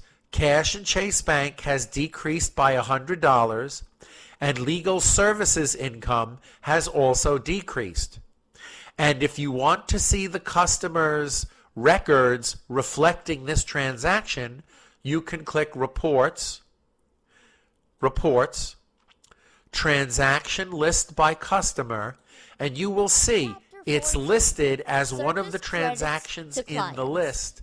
Sometimes you need to decrease the amount that you require a client to pay for a past service. It can be for many different reasons. The action of reducing a client's balance is documented in a credit memo. For example, February 20, we gave Candy Charles a $500 reduction of her balance for some reason. It could be any reason. We will make a credit memo to document this event. The specific service that we are retroactively decreasing the charge for was legal services rendered. So what will change in the trial balance when we make a credit memo for a customer? Well, income from legal services will decrease because if we're giving credit, it means we earn less of that income. And unearned legal fees will also decrease because if we earn less income, that means we owe less legal fees or less legal service in the future. So unearned legal fees will decrease, but be careful. It will become more negative as a result of making a credit memo. But will the customer's balance change? And the answer is yes. The open invoice report will show the whole picture of what's going on with the customer's balance. So, what will your trial balance look like after recording this credit memo? Well, we know that unearned legal fees will decrease and become $500 more negative, because it's not really supposed to be on the credit side. It's there because it's negative because we owe in the future. So if we give a credit to the client where we've earned less income, that means we owe less in future services, and that's why the negative number becomes more negative, 5,000. Don't worry about that. The legal service income goes down because we earned less income, and it decreases by $500. So let's go ahead and record this credit memo. From the top left, click New, and then go down to Credit Memo. Now, we know the customer that we're giving the credit to is Candy Charles. And we know that the day that we're giving the credit is February 20 of 2021. We click directly under the words Product and Service. Then we click the pull-down arrow, and we must choose the same item that was on the invoice that we charged the client. That has to be the same item that we put on a credit memo. And we put the amount of credit we're giving, $500. Now when we click Save and Close, we can click Reports, Trial Balance, and you can see the numbers are exactly as what we expected. Legal services income is $19,500, and unearned legal fees was decreased by the credit memo because it is an accounts receivable type of account, and accounts receivable goes down when you make the credit memo document, so it is more negative, and it is now $5,500. The most important report to consider is here, Reports, Open Invoice Report. Now, take a look at Candy's Open Invoice Report. Invoice number 3 was originally $2,000, but you see it's only listing it as $1,500. And that's because QuickBooks Online automatically applies any credit or payment to any invoice that was already open. So this invoice was already open at the moment we recorded this credit memo, and it was $2,000, and QuickBooks Online automatically applied the $500 credit. Let's double click and open this invoice. You can see the original amount, actually the original amount was $13,000, and there was $11,500 received. $11,000 was received from a past payment, and $500 was received by way of a credit. Close this out, and I'll show you if we actually open the payment. We can click Reports, Transaction List by Customer.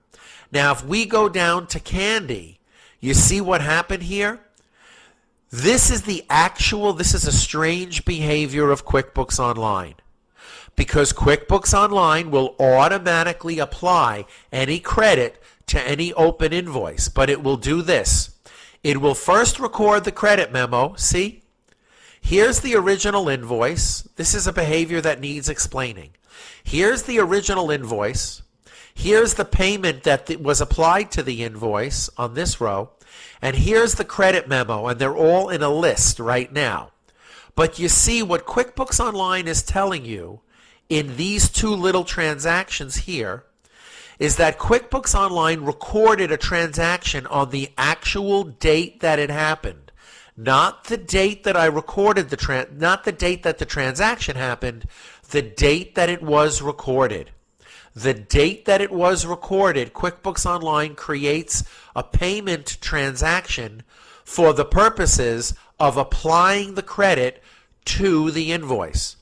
You can double click and you can open up and you can see that this invoice number 1003 had $500 worth of credit applied. And if you look at the advanced videos for managing this complex window, receive payment, you will see that this is telling you this was the invoice and this was the credit memo, and the check marks were saying that we checked this credit memo to apply it to this invoice. So this is a $0 payment because QuickBooks Online has already applied the credit to the invoice. And that's the reason why the open invoice report shows only $1,500 remaining for invoice number 3 for candy. Chapter 15. Calculating Profit and Loss by Client. We have already saved the profit and loss by customer in our customized report section. Let's practice report customization a little bit. Let's change the name from profit and loss by customer to profit and loss by client. And it's very simple. So we come back to the report section. Now we are working in the custom report section because that's what we set up in earlier videos. Now this is called profit and loss by customer, and we can click and open it up. Now right now it's only showing the income from each customer because we have not yet recorded any expenses. But let's just change the name. We click the pencil tool, and instead of profit and loss by customer, let's call it profit and loss by client. Oops.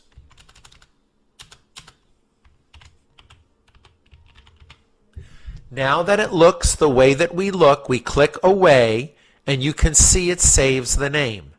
Now we can click Save Customization, and in the very name itself we can call it Client and click Save. Now when we go back to click Reports and Custom Reports, we really have two: Profit and Loss by Customer and Profit and Loss by Client. They're the same report with a different name, because if you change the report name, you're making a new report that you're saving to the custom report list. Now, let's talk about paying law firm expenses. You can use the checks window if you are paying an expense by check. You can use the expense window if you're paying directly from the bank account to a vendor for some necessary service to run your law firm. So what would change in the trial balance if you paid money for a law firm related expense? Well, the cash in the bank would go down by the amount of the check by the amount that you paid. But whatever expense you're paying will increase. QuickBooks Online will document an increase in the expenses if you pay those expenses from your bank account. Now, when you're tracking expenses by client, that's because most states require that law firms track expenses by client. And when you record the check or expense, you as a law firm must include the specific client that the check or expense was for. If you include this, then you will be able to see the income, expenses, and profit that you made for each individual client. For example, let's imagine on February 22, we paid Donna's accounting firm $600 for professional services related to Alan Arby, the customer, and we gave her check number 2. So we must pay this in order to be able to service Alan, so we will therefore include Alan's name when we record check number 2. So what will be the result in the trial balance after check number 2? Well, cash in bank will decrease by $600 and become $24,405. And of course, legal and professional service will show up for the first time as $600. And then we will check the profit and loss by client. So from the top left, we click New. We go to the column of vendors and we click Check. Now, this should be check number 2 because we gave a refund to someone with check number 1. But this person we're paying is Donna's accounting firm. Now be careful. You must make sure that the money is being paid from the correct bank account and on the correct date. Now, why did we pay Donna's accounting firm? Click directly under the category, then click the pull-down arrow and scroll down to the specific expense, Legal and Professional Services. The amount that we are paying her is $600. Now, do not touch the billable check mark. Do not touch. We will learn about that in the next video. For now, it should remain gray. So we put in the who, the when, the what, and the why, and the how much. But before we save this particular check, we must tell QuickBooks which particular client this check. In this case, it was Alan Arby. Alan Arby. So we now click Save and Close. Now when we click Reports, Trial Balance, the numbers are exactly as what we expected after paying our first expense. Cash and Chase Bank is down to $24,405, and Legal and Professional Services has shown up for the first time as $600. Now let's check the profit and loss by client for the very first time. We click Reports, Profit and Loss by Client. Now take a look. In the column of Alan Arby, we have earned a total of $3,005, some from legal services, some from notary, but our profit from Alan is only $2,405 because we had $600 in expenses that relate specifically to Alan Arby. So this bottom line is the real money amount we made from that client. Now let's try a second example. Let's imagine on February 23rd, we paid UPS $300 for a delivery that relates to servicing Betty Boop. The money was paid from the company bank account by debit card. Therefore, we must include Betty's name when we record the expense, and we will use the expense window because we paid by debit card. So here we are back in QuickBooks Online, and we choose New, and we go to the vendor column, and instead of clicking Check, we click Expense. Now you may notice that the expense window looks exactly like the checks window, and the only difference is instead of this saying check number, it says reference number. But it's basically the same thing, the number of the transaction. We change the date to February 23rd of 2001. Now the vendor that we're paying is UPS, and you have to make sure the money is being paid from the correct bank account. You click directly under the word category and then click the pull down arrow and you will choose delivery expense. And we know that the amount of this payment is $300. The most important point is that the customer field we need to choose the customer that this expense relates to. Betty Boop. Betty Boop is the client that caused us to pay this $300 in delivery expense.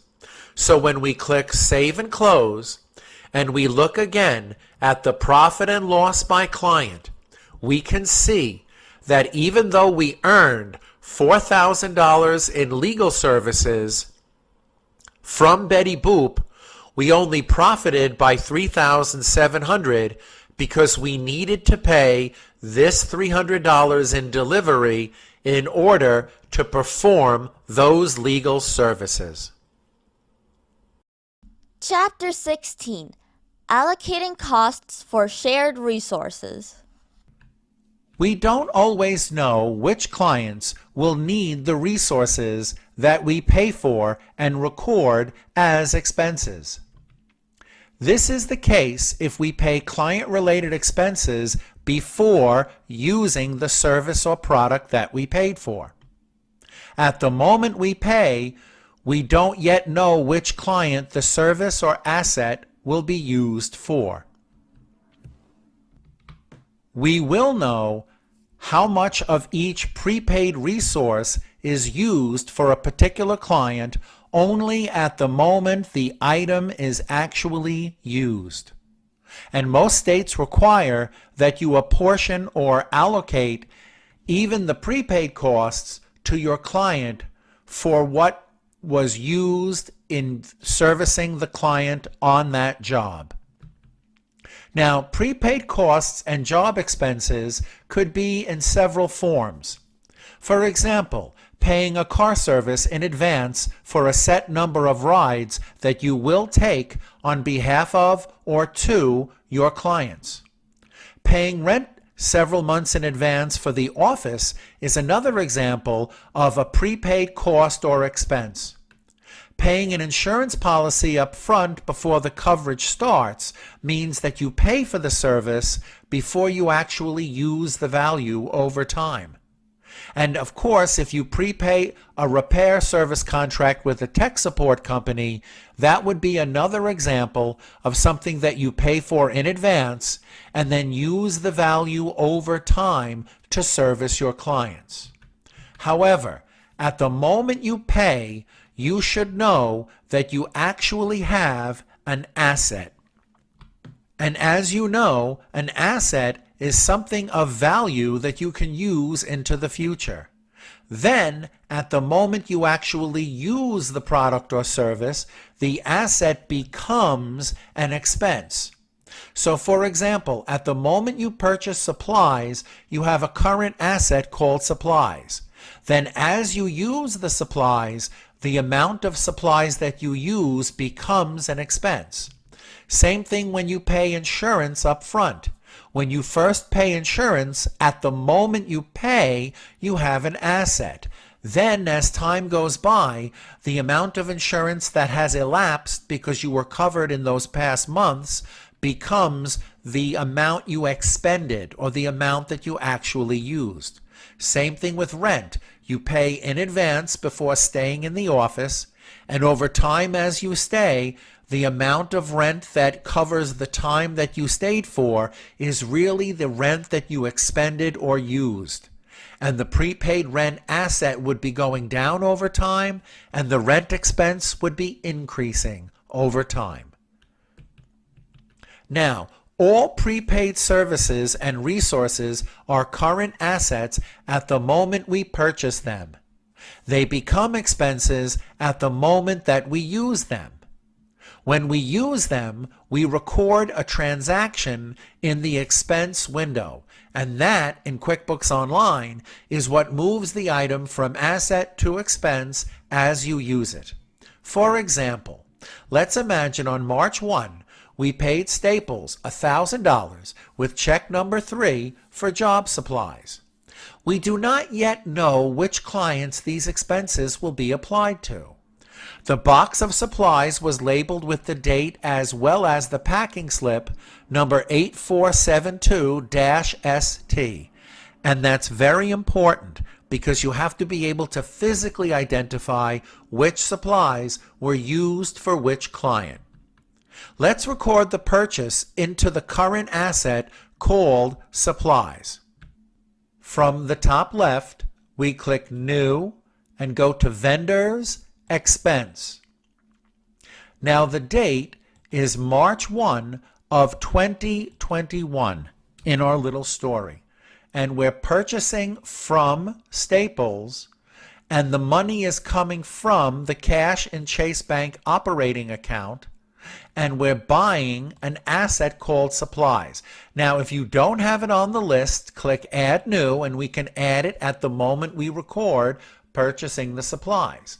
It would be a current asset type of account, and the details in QuickBooks Online, it would be nice if you put it as prepaid expenses. In this case, the details won't affect the functionality, but it's nice, it helps you, and you can just put capital letters and put supplies, the current asset, and save and close. So that's what we're purchasing on March 1, and it's check number 3, and it's in the amount of $1,000. And if it were billable to a client, we would click this check mark here, and we will learn more about billables in the following video. But right now it's not, so we click Save and Close. And of course, if we click Reports, Trial Balance, you can see we now have $1,000 less in cash and $1,000 more in supplies. Now, in the second part of this example, we imagine on March 3rd, just a couple of days later, an associate lawyer used $150 of these supplies, the supplies that physically came with packing slip number 8472-ST, from the March 1 purchase, and it will be used with Candy Charles, the client. Now, at the moment that we use some of the supplies, what will happen in the trial balance? Well, at the moment we use, the asset goes down because we physically have less of this asset called supplies. But on the other hand, this expense, which I hope you have on the list already, office supplies and software, actually increases by the $150 for the office supplies that we used specifically for Candy Charles.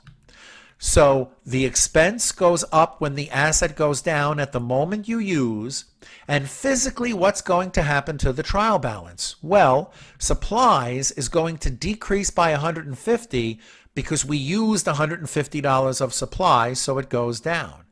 But the office supplies and software expense will show up on the trial balance for the first time in the amount that we used, $150.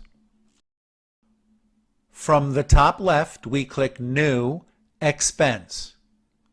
Now the date we use it is March 3rd, and there's really no payee to put, but the money or the value is coming from the asset supplies to the office supplies and software expense. The money is coming from this account to this expense that you should already have on your list. If not, you can pause the video and add it, but it did come with QuickBooks Online. And the amount of supplies that you used on March 3rd, it came from number 12345667-ST, so we want to be able to track which purchase it came from. Now it's not billable because we're learning about billables in the next video, but it is associated with customer Candy Charles.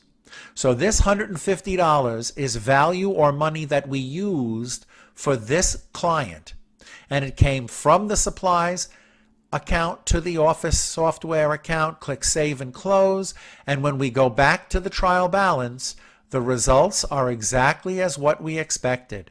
Supplies, the asset, decreased to $850, and office supplies and software showed up for the first time as $150. Now I have to tell you something important. The most important thing in this case is to check the profit and loss by customer. If you click Reports and you go to Profit and Loss by Customer, you can see that this $150 is now an additional office supplies and software expense specifically for Candy Charles. And now let's do a second example. Let's imagine on March 7, purchase $500 of stamps from the United States Post Office paid with cash from the Chase Bank debit card. They gave us receipt number 1234567 and we taped that receipt to the box. What will happen in the trial balance when we buy another type of supply? Well, prepaid postage, the asset, goes up, and the bank account goes down by the $500 that we just paid. We click New, Expense. The date of the expense was March 7. We paid the United States Post Office, and we paid them for postage, prepaid postage, so we have to add new, and this is, oh, excuse me, we're in the wrong thing here. Payment account is the cash and bank. We're paying from the operating account, but we're paying it to, or we're paying for, a new item, which is a current asset because it's a prepaid expense and it's prepaid postage. Just prepaid postage. Click Save and Close, and the amount we're paying is $500, and we can't choose a customer or bill it because we still don't know who it will apply to in the future. So we click Save and, we have to put in the description field any kind of documentation that would help us identify that particular purchase, and click Save and Close. And now if we click Reports, Trial Balance, you can see the results are what we expected. We have $500 less in cash and Chase Bank, and we now have an asset waiting for us to use it for our clients' prepaid postage. Now here's the interesting part of the example. On March 10, an office administrator used $100 of the stamps that we just purchased on March 7th with that receipt number for things they needed to service this specific client, Betty Boop. What will be the result in the trial balance when we use the postage? Well, the prepaid postage asset obviously will decrease because we have less, and the amount that we use is expended and becomes the postage expense that's specifically associated with Betty Boop, the customer. So what will happen in the trial balance at the moment that we use it? Well, prepaid postage will decrease by the $100 worth of stamps that we used, and postage expense, the amount we really used, will show up for the first time in the trial balance as $100. Let's take a look. From the top left, click New, Expense. Now, there is no payee at the moment you use, but the date that it was used was March 10th, and the value came from this asset, prepaid postage, on March 10th, and it came to the account postage expense, and we don't have it yet on the list. So we click Add New, and we know that this is an expense, and then the type really doesn't matter. It can be just other business expense, and let's call it postage expense.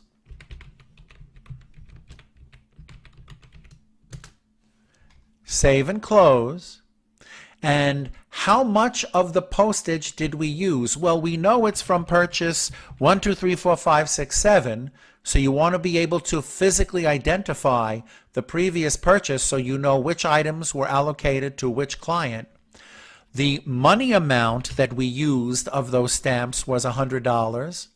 And of course, it's not billable because we don't know whom we're going to use it for, but we actually we do know we're using it for Betty Boop, but in this example it's not billable. We'll learn about billable in the next video. But at the moment that we do this, we're applying $100 of this asset against this expense for this job.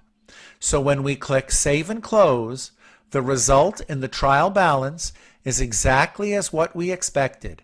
Prepaid postage went down to $400, and postage expense showed up for the first time as $100. And the most important report is the profit and loss by customer.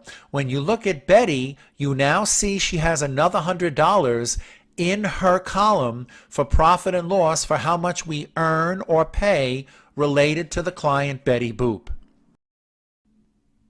And now we'll close with a final example. We use the remaining $850 of supplies and the remaining $400 of postage for an office party not related to any specific client. And when you finish, your prepaid postage and supplies should both be zero, and the entire amounts that you paid originally for them should be in the office supplies expense and postage expense accounts respectively. Let's take a look at how to record it. So the date is the same on the expense. We're leaving it as March 10th, okay? March 10th, and then this time prepaid postage, and there's no job, but it is going into postage expense. They don't need to know it's for a party, and we won't choose a customer at all. $400, and this time we can click Save and New. And then, of course, again on March 10th, we can go to Supplies and put into Supplies Expense or Office Supplies and Software, and no customer, and that would be $850. And then Chapter 17, Billing Clients for Expenses.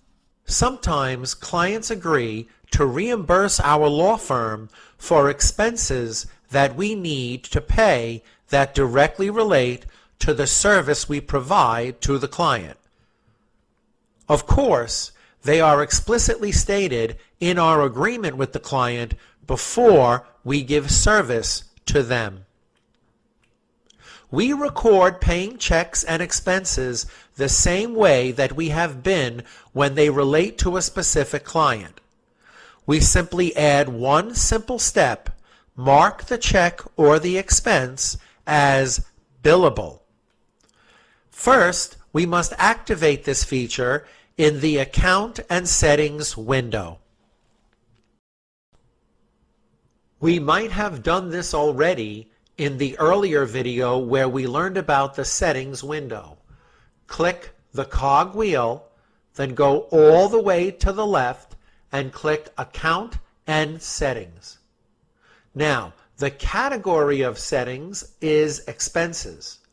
And we might have activated this already, but if you did not, it would say mark expenses and items as billable. That is switched off.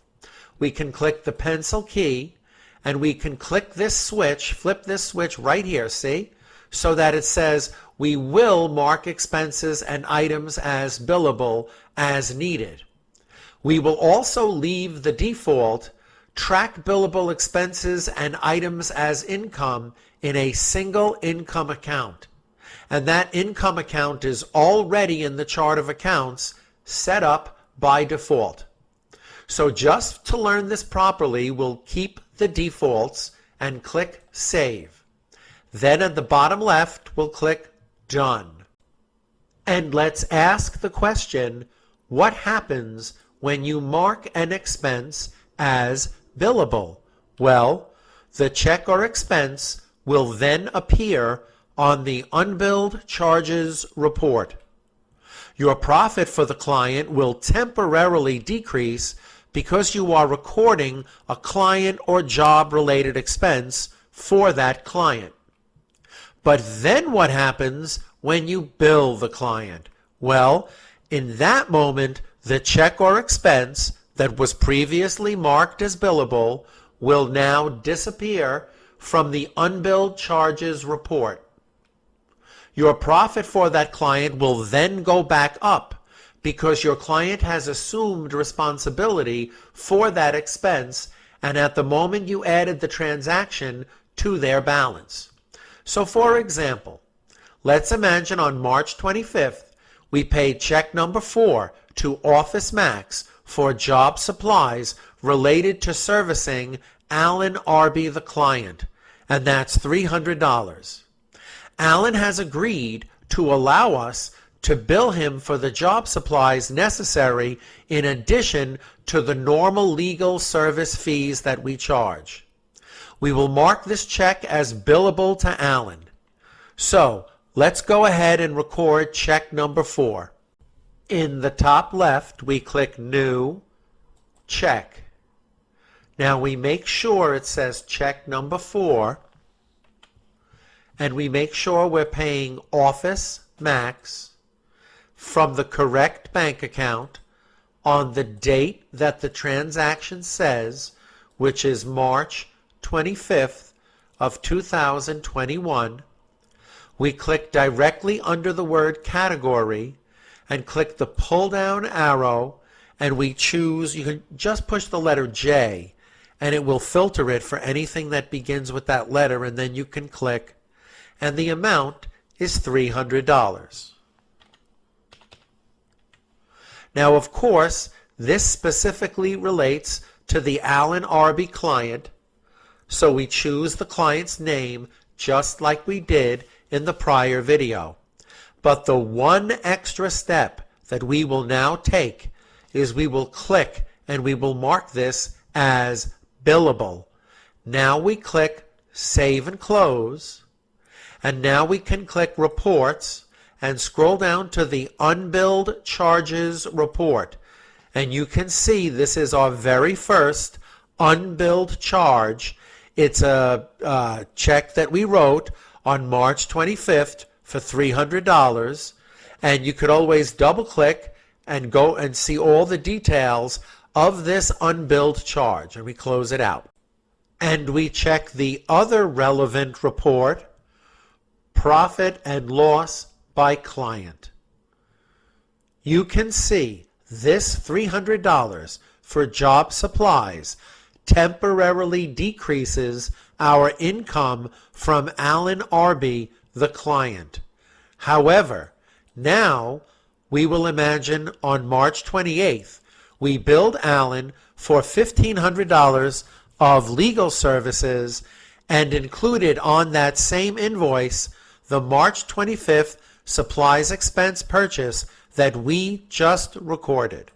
So we click New, we go down to Invoice, and we make the date March 28 of 2021.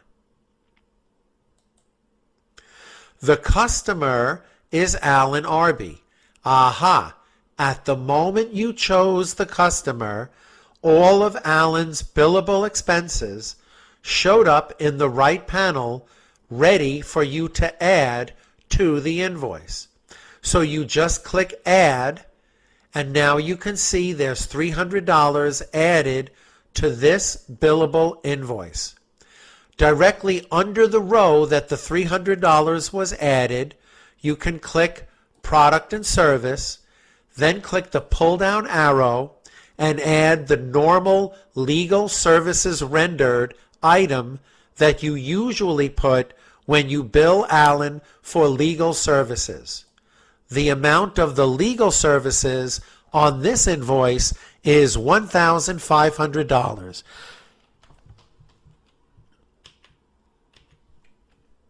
We click Save and Close, and now you can see that the $300 of job supplies that decreased the profit from Alan has been offset by this new income account, Billable Expense Income. That's an additional income account in the chart of accounts that QuickBooks Online automatically put in the chart of accounts at the moment you billed someone for a billable expense. So this is your total income from Alan, which includes the billable expense, and your total expenses for Alan, and the net operating income was not affected because Alan was billed for the job supplies that you paid for.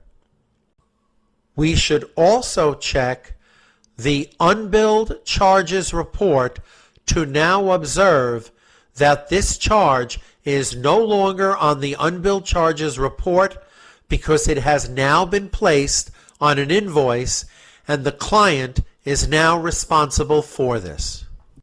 Now, in closing, there are important options for you to consider when using the Billables feature. You may choose to use a different income account for each type of billable expense to your clients instead of using the default account, income from billable expenses. You may even choose to mark up the billable expenses to profit from these reimbursable costs that the client agreed to pay for. And alternatively, you may instead choose to record the billing of a job expense to clients as a reduction of the original expense rather than income from the client. Now, all three of these options are demonstrated in the bonus section of this course. The first bonus section has things that other companies might need, but attorneys are somewhat more likely to need them. This course includes everything that only attorneys will need, but if you choose to bill your clients with one of these options, the video on how to do that is available here. Chapter 18, Refunds to Clients. Sometimes prepaying clients would like their balance refunded to them. There could be many reasons why they ask. The way you record this is simple and makes the trial balance and customer's balance correct. So what must we do? Well, we have to record a decrease in the cash in bank at the moment we pay the money back to the client. And of course, we have to remove the client's balance from the unearned legal fees account because we owe less to the client in future services because we paid them back their money today. And of course, we must also make the client's balance in the customer records become zero. So how do we do this? Well, first, we write a check to the client. The account in the expense field of the check is the unearned legal fees account. This will remove the customer's balance from the unearned legal fees account. Then we must apply the remaining overpayment to the check in order to clear the customer's balance. We do this in the receive payment window. Then we check to make sure that we have zero for the client in the open invoice report. For example, let's imagine on April 12th, we gave check number 6 to Betty Boop for $4,000 to cancel future services. Now, before we do any more or talk any more, let's look reports and let's look at the open invoice report. You see, right now we owe Betty $4,000 in future legal services because that's currently the difference between all the money she paid us and all the invoices that we billed her for. All those other details would be listed on the transaction list by customer report, but we're mostly concerned with wiping out this balance and having it become zero. The trial balance will change and cash in bank will decrease by $4,000 from what it is now, and it will become $18,305. And unearned legal fees become so low, it actually becomes a positive number. It becomes positive $300. And we will first write the check, then we will apply it to the remaining past payment to remove all Betty's transactions from the open invoice report. So watch how we write the check. We click New, and we go over to Check. Now the date we know is April 12th of 2021. And the customer to whom we're writing the check to is Betty Boop. and we have to make sure that we're paying from the correct bank account. And we're probably up to check number 6. I didn't give a check number. Yeah, check number 6. There we are. Now watch this.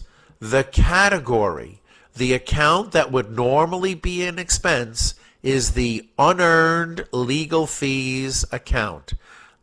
Unearned legal fees. That's the account that's decreasing. Make sure you also choose Betty. It is not billable because it's not really an expense we're paying. And the amount is $4,000. So this is the way you write the check to remove a client's balance if you're giving them back money. In the bottom right, you click Save and Close.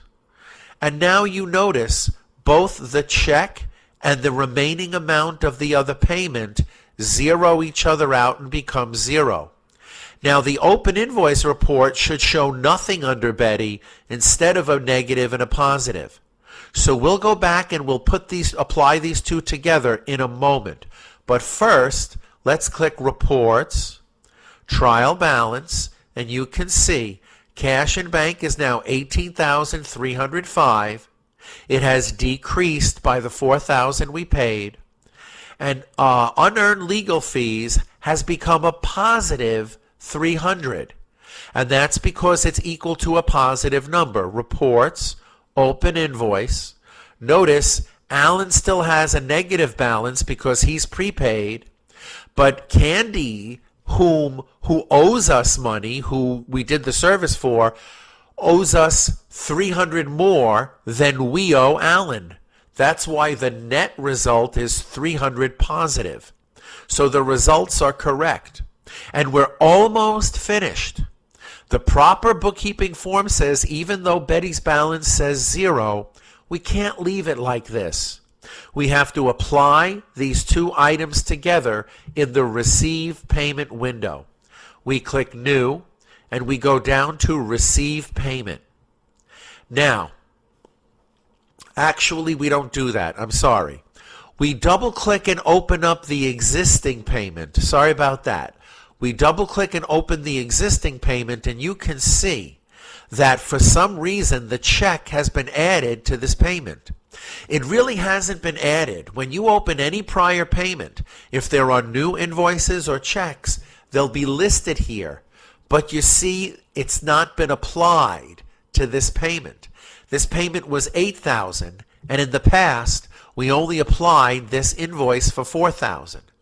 So this check for $4,000, if we click the check mark, now, let's remove it. You see how it goes down here? This is the way it looked before we added the check. Now all we have to do is click the check mark and it will be added to this past payment that was made back on January 2nd. Look in the bottom right when we click the check mark. The amount extra disappears because this check and this invoice will both be applied to the January 2nd payment. Now when we click Save and Close and we click Yes, look at the open invoice. Betty is completely gone, and that's the way the numbers should look. Chapter 19. Writing Off Uncollectable Clients.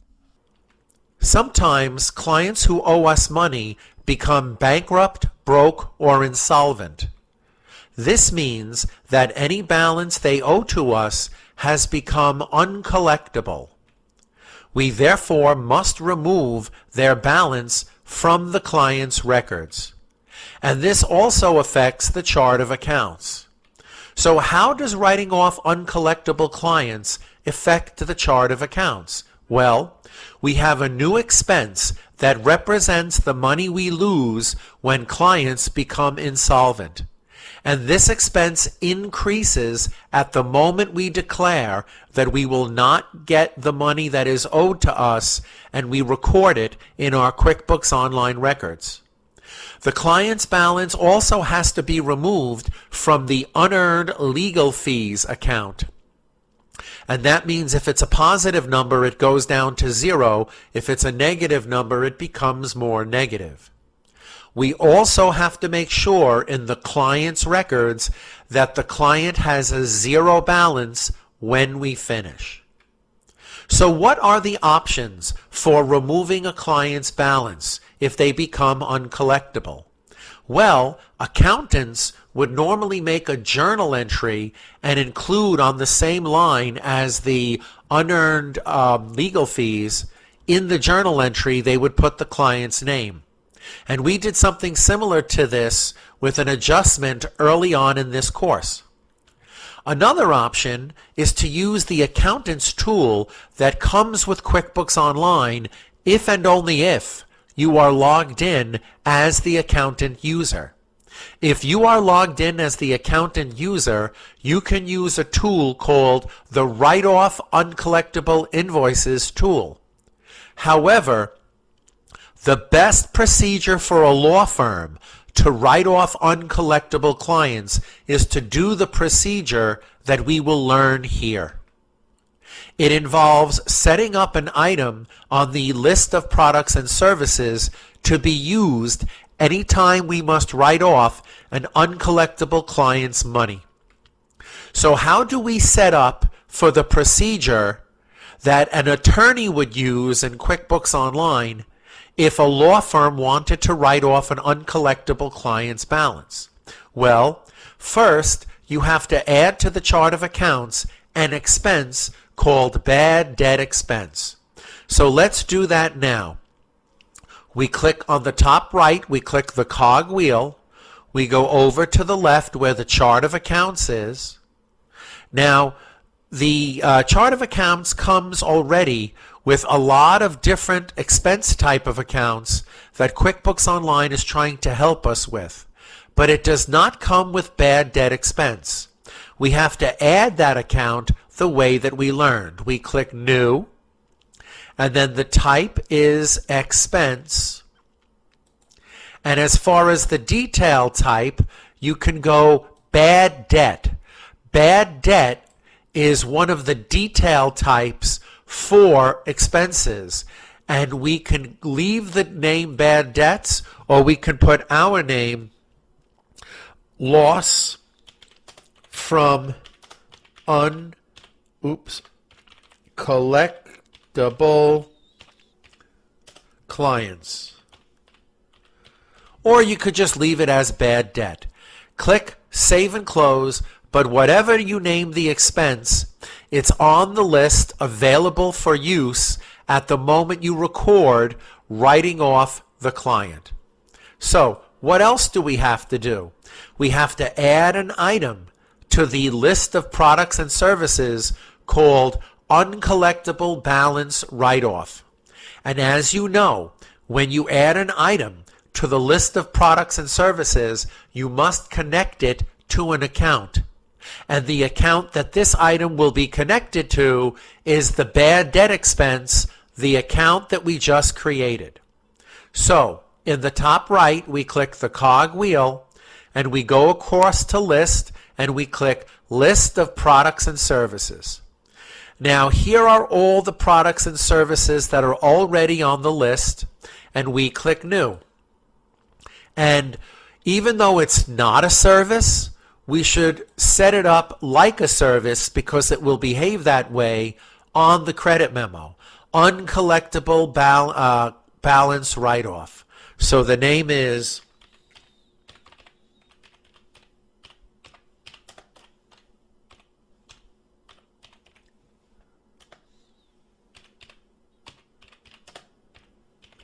and the account that it is connected to is the account we just put on our list, loss from uncollectible clients. Save and close. Now we are ready to record writing off clients and have QuickBooks Online work for us the way that we need. And now that we're set up, let's discuss the procedures for writing off uncollectible clients. First, we have to make a credit memo for that client and choose the item that we just put on the list of products and services, Uncollectible Balance Write-Off. We then input the balance of the client that will become the bad debt expense. Then we will apply that new credit memo to any remaining open invoice, and that will zero out the client's balance. For example, let's imagine on April 16, we received a notice from the bankruptcy court that Candy will no longer be able to pay the $1,500 balance that she owes us. This is the date of the credit memo because that's the day we got the formal notice, and that's the date that we declared the balance is uncollectible. So before we do that, let's click Reports and let's click Open Invoice. So you can see Candy has a $1,500 balance. After making the credit memo, this may disappear into zero if QuickBooks Online automatically applies that credit memo to this invoice. If it does not, then we will have to go and apply it ourselves. Also, if we click Reports and we go to the trial balance, you will see that bad debt expense will show up for the first time as $1,500, and unearned legal fees will change to the amount that represents the remaining client's balance. From the top left, we click New, and then we go down to Credit Memo. We choose the client, in this case Candy. We put the date that we formally got notice, because that's the date that we are declaring this has become uncollectible as of April 16th of 2021.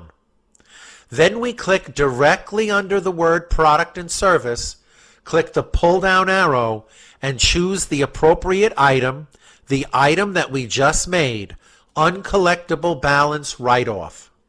And the amount of Candy's balance, which is now uncollectible,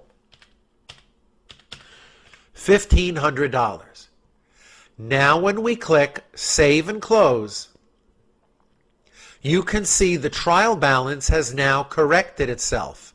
We now have loss from uncollectible clients as an expense showing up for $1,500, and unearned legal fees moved from a $300 debit balance to a $1,200 credit balance. That means it was $300 positive, now it's $1,200 negative, and it represents what we owe to a client in future service. Let's confirm that this is correct by opening the Open Invoice Report. We click Reports and we go to Open Invoice, and you can see the only remaining balance is money of future legal services that we owe to Alan for $1,200. It says negative because it's on the credit side. We owe Alan for future credits, legal services, and you'll notice Candy's balance is nowhere to be found because it has been removed. And behind the scenes, when you make a credit memo, QuickBooks automatically applies that to an invoice. Sometimes attorneys must collect funds from third parties that are payable to the clients. A common situation would be that our law firm is successful in a legal action that resulted in a large payout to the client. Clients usually agree to have the funds collected by the attorney and allow the attorney to first apply the funds to any open invoices that the client may owe the attorney for past services. The remainder is paid out to the client. So how do we set up for collecting on behalf of clients? Well, we must add an account to the chart of accounts that represents what is owed back to the client. The account is a current liability. The balance in this account represents the amount of funds that must be available to pay the client on the agreed upon remittance date, or payout date, if you will. The funds that are owed to the clients for this reason do not have to be all in one bank account. As long as the funds are available to pay the balances, this account represents how much money of any bank account is needed to be appropriated or reserved for payouts to the clients. So we will use, in our case, a separate bank account for payouts to clients, even though we really don't have to. We must add the bank account for the client lawsuit collections and payouts, and we'll make the name Savings for Client Lawsuit Payouts, and it will be a bank type of account. So, very simple. We click the cog wheel, we go over to Chart of Accounts, and again, we want the name to be Savings for Client Lawsuit Payouts. So in the top right, we click New. It's a bank type of account. It wouldn't be checking. You could call it Savings. Really, you should call it a trust account. You see, this explains that it's really a trust account, money held for the benefit of someone else, and that's why they set this up. But instead of calling it the trust account, we'll be more clear. Savings for Client Lawsuit Payouts.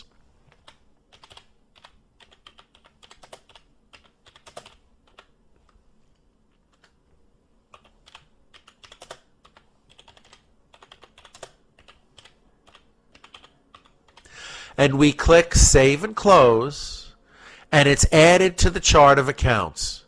Now, this is where the money will physically be deposited when we collect and paid from when we pay it back to the client. During the setup of this course, we already added the liability account that we need. When we input the attorney's chart of accounts, we added an account called Payable Collected Client Funds. It was set as a current liability. The detail type was trust type of account, and it represents what's reserved in our funds for client future payouts. Let's take a quick look at what we did. So if we scroll down in the chart of accounts to the liability section, here we put this, Payable Collected Clients Funds, and it's a current liability as the type, and the detail type was trust account. And if we click Edit, we can take a look at the explanation of the trust account. Amounts in these accounts are held by your business on behalf of others. They do not belong to your business, so you should not appear to be yours on your balance sheet. This is a contra account that takes care of that as long as the two balances match. So basically, if you have a separate bank account, the balance in the separate bank account should be equal to this on the day you report your numbers. But that's only if you have a separate bank account. This could still equal the amount that you owe even if the funds are distributed in different bank accounts. But that's not recommended, and that's not the way we will do it here. So, this is the procedure for collecting funds and paying them back to the client. Before you record collecting funds for clients, we must input any invoices for services that we have rendered or will soon render.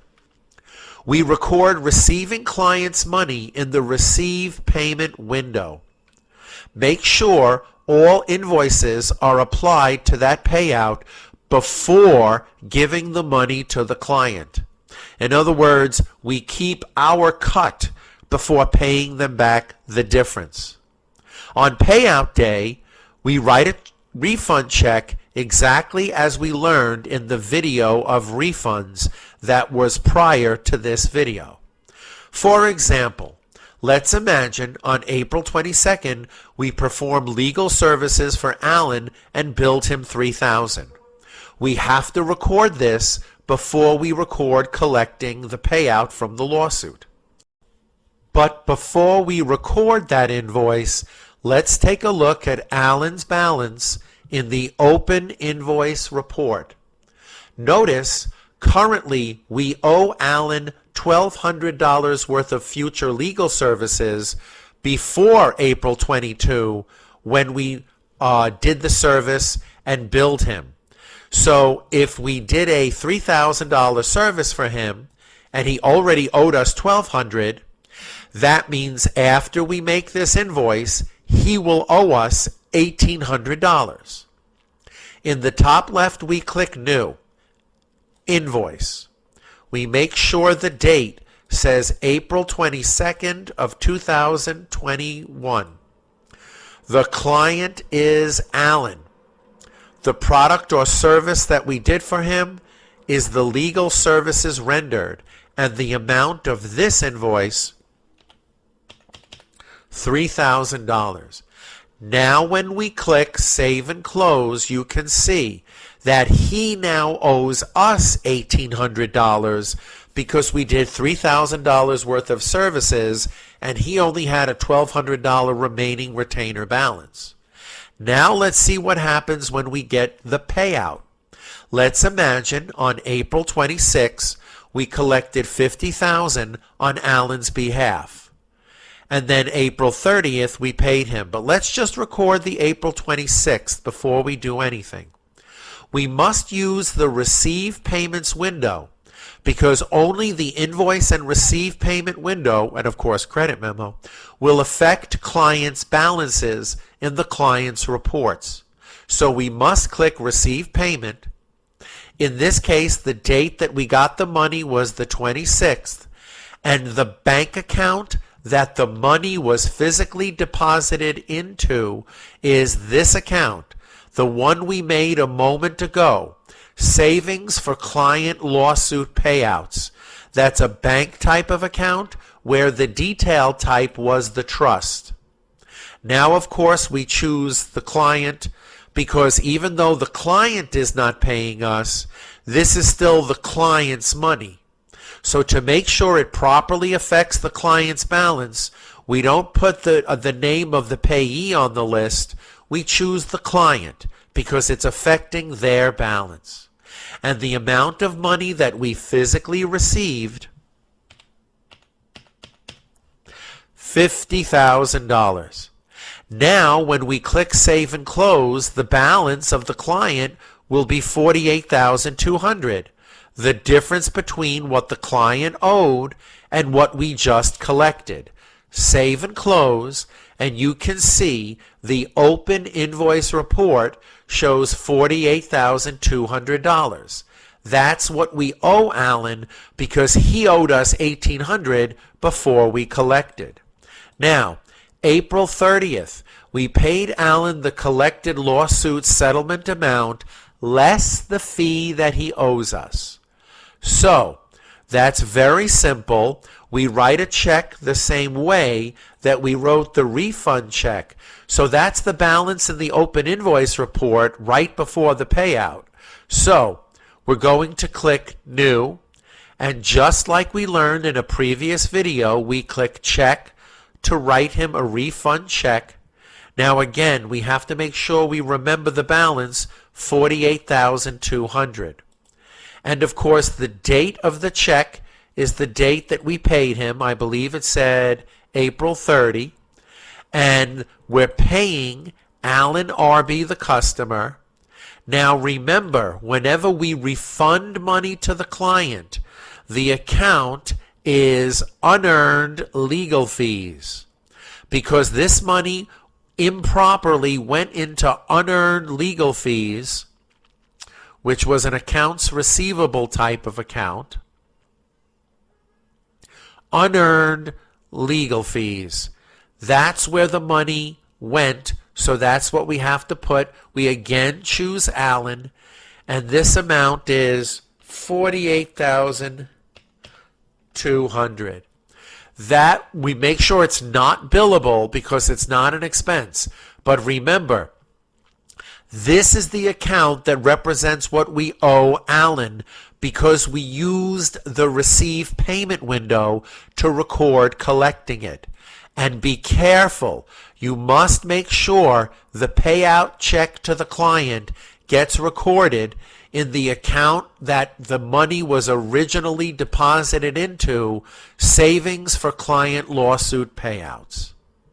Now when we click Save and Close, we can see that Alan's balance has become 0.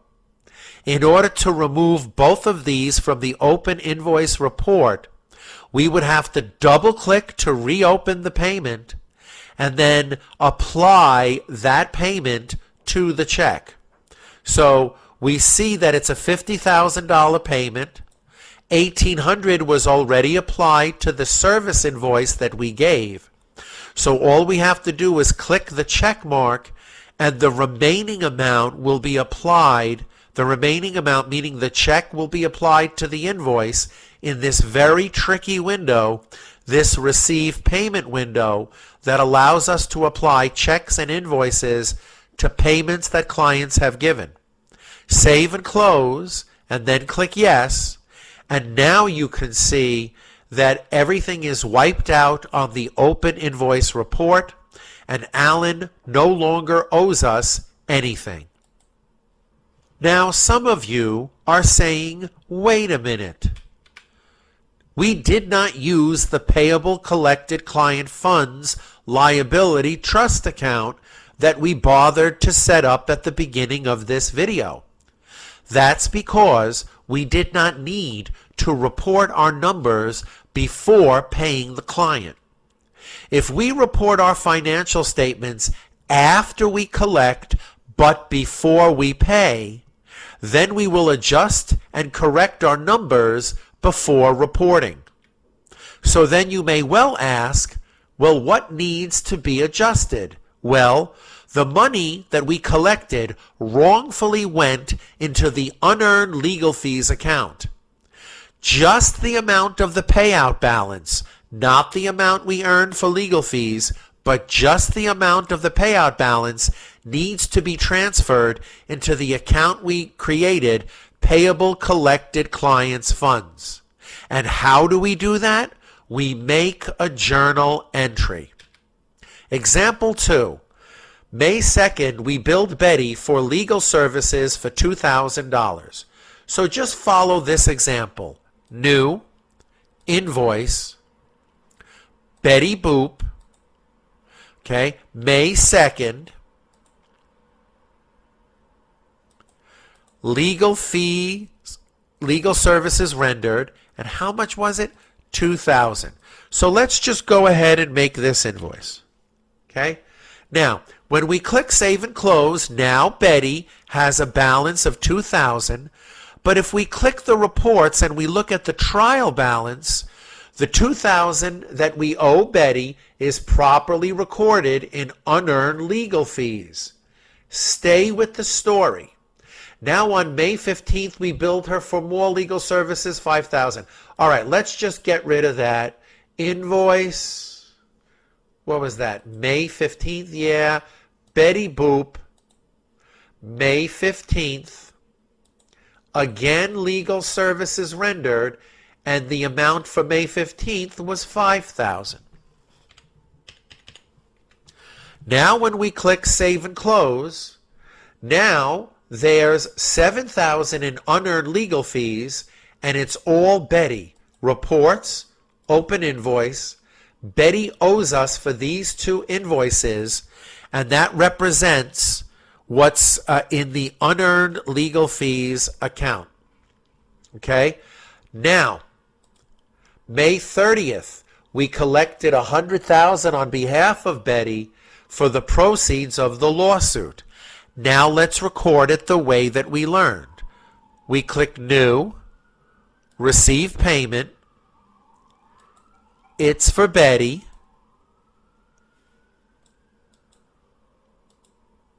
Notice the two invoices show up, but most importantly, you have to make sure that you choose the correct account that the money was physically deposited into.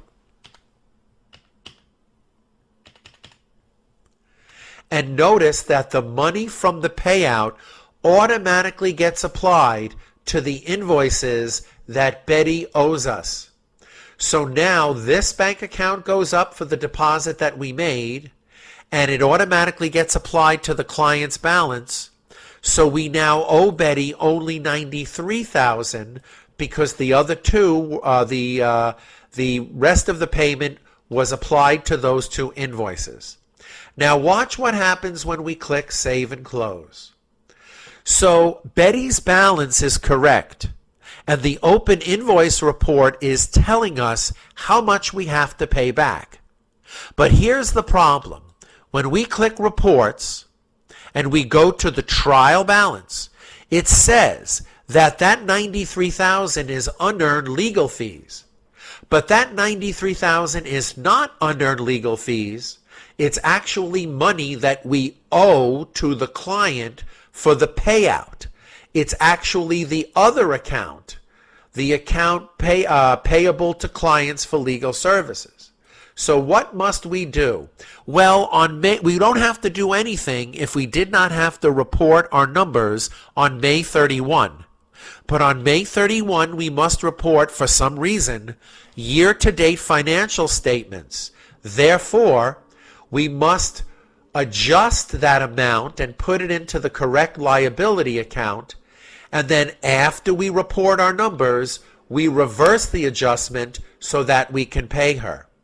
But on May 31, we have $93,000 in unearned legal fees that actually belongs in the account called Payouts Payable to Clients, or whatever that was.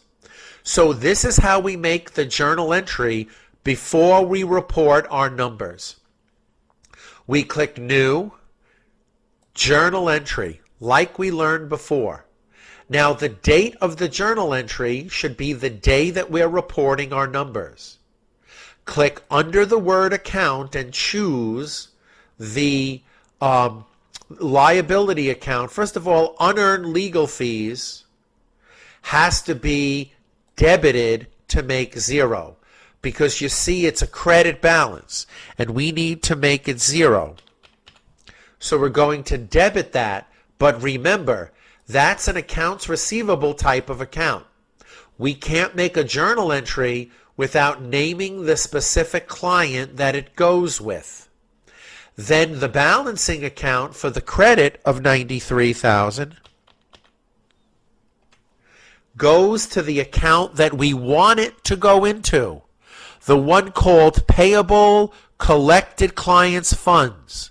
That was the liability. And again, choose the client because it goes along with it.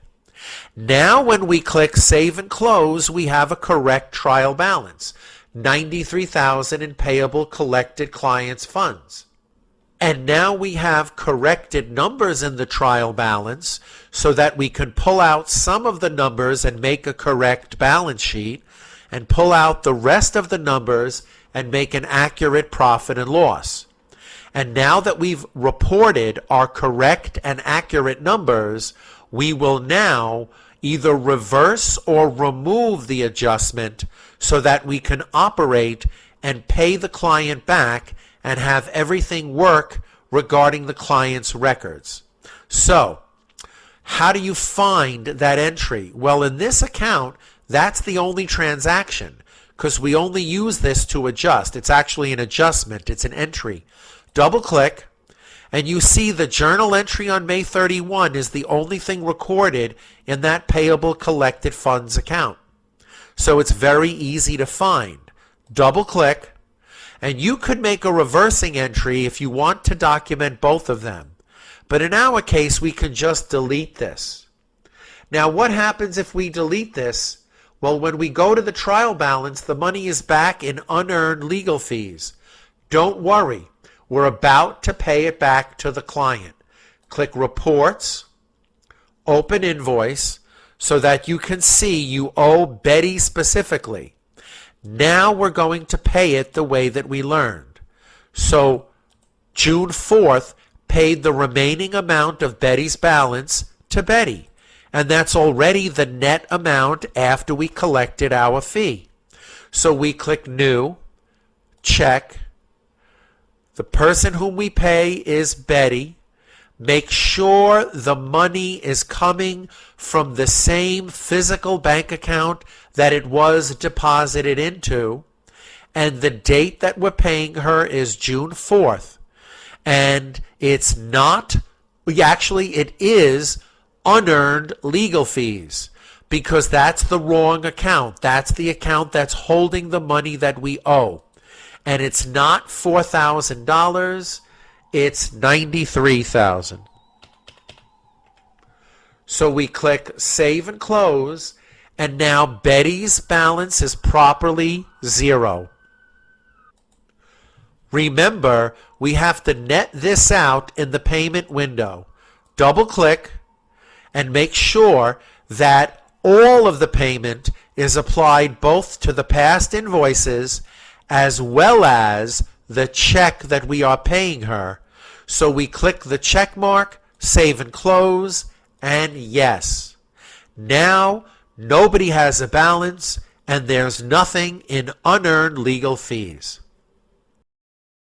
Chapter 21. Tracking Time for Associates. If you need to track your associate attorney's time for calculating pay or billing the client, you can use the time activities to record and track these work times. A single time activity is an entry that records the time that an associate attorney worked for you for a particular client. A weekly timesheet is simply a set of single time activities grouped by week. These are not transactions. If it is billable, if it is not billable, they will only appear on one report in QuickBooks Online, the report called Time Activities by Employee.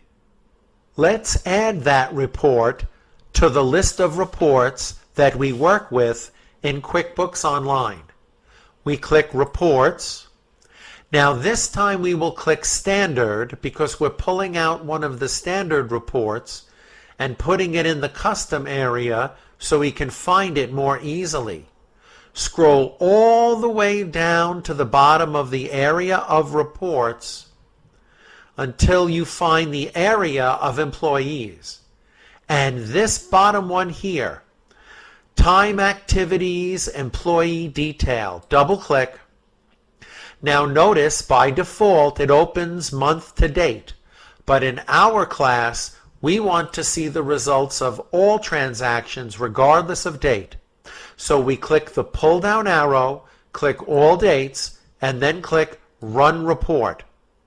Now we can click Save Customization, and we can keep the name that they suggest and click Save. Now when we click Reports, Custom Reports, we can see Time Activities by Employee Detail is now added to the Custom Report list. Associate attorneys are licensed lawyers whom we employ. They could be either employees or independent contractors. That means we would give them a 1099 at the end of the year instead of a W-2. We will show how to record time activities as if they are 1099 workers. That will be the example in these videos. Let's imagine we have Lana the lawyer and Andy the attorney.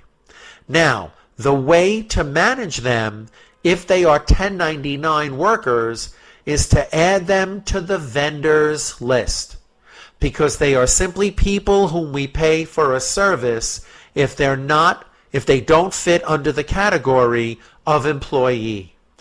So do you remember how to do that? Go to the left where it says expenses and come across to vendors. Now we can go to the top right and click New Vendor and type in the company field Lana the lawyer.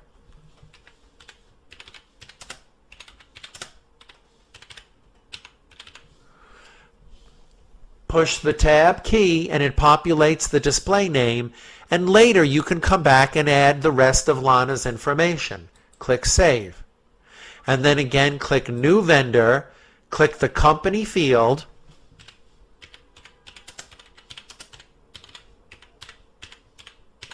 Andy the attorney, push Tab, And again, you can come back later to put in the rest of the information, including any notes you might have about Andy, the attorney. Click Save.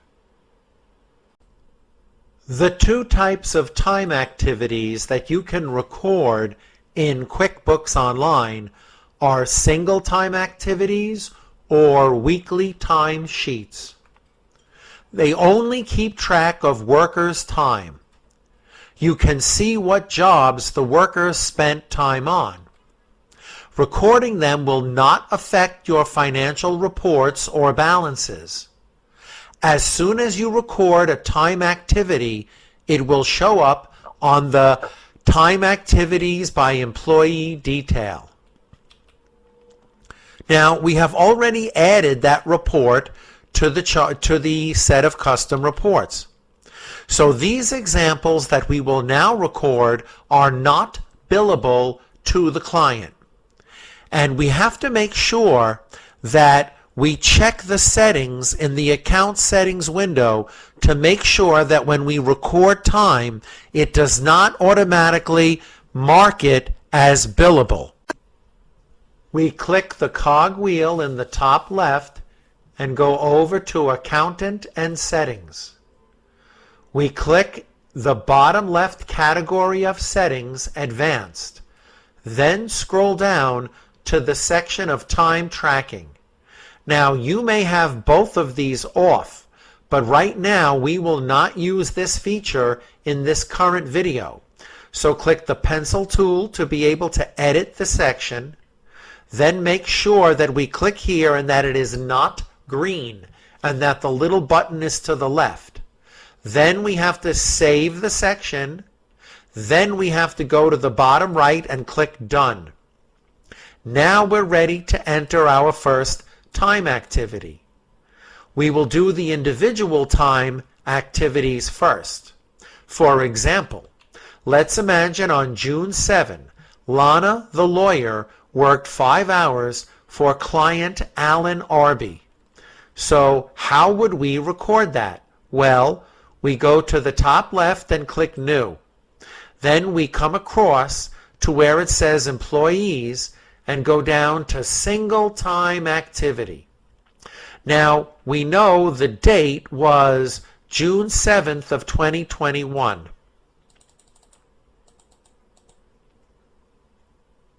And we know that we worked for Alan Arby, the name of the worker is Lana the lawyer, and the job that she worked on was the Alan Arby client.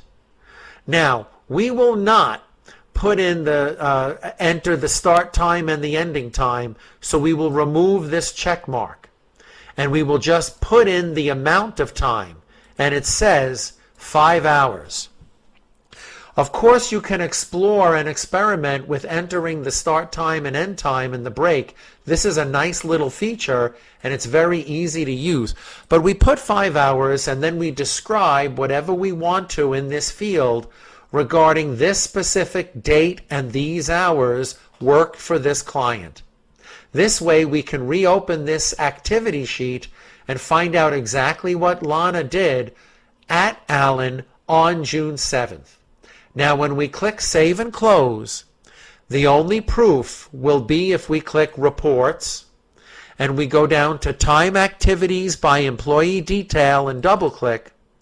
And of course, it shows not only the worker and the date and the number of hours, but it also shows each client that was worked on as she accumulates time slips. A weekly timesheet is simply a set of single time activities grouped by week. You can enter time in the weekly sheets or individually, and they will be listed the same way in the report. If you reopen the time activity from the report, you will only see the individual time activity one by one. The only way to see the whole weekly timesheet you recorded is to go back to the window that you entered the weekly timesheet and choose the week of the timesheet you entered, and then choose the worker for the timesheet you entered, and then you will find the sheet that you recorded. But there's usually no need for that. Usually you can reopen it in a single activity window, and that should be enough for our second example.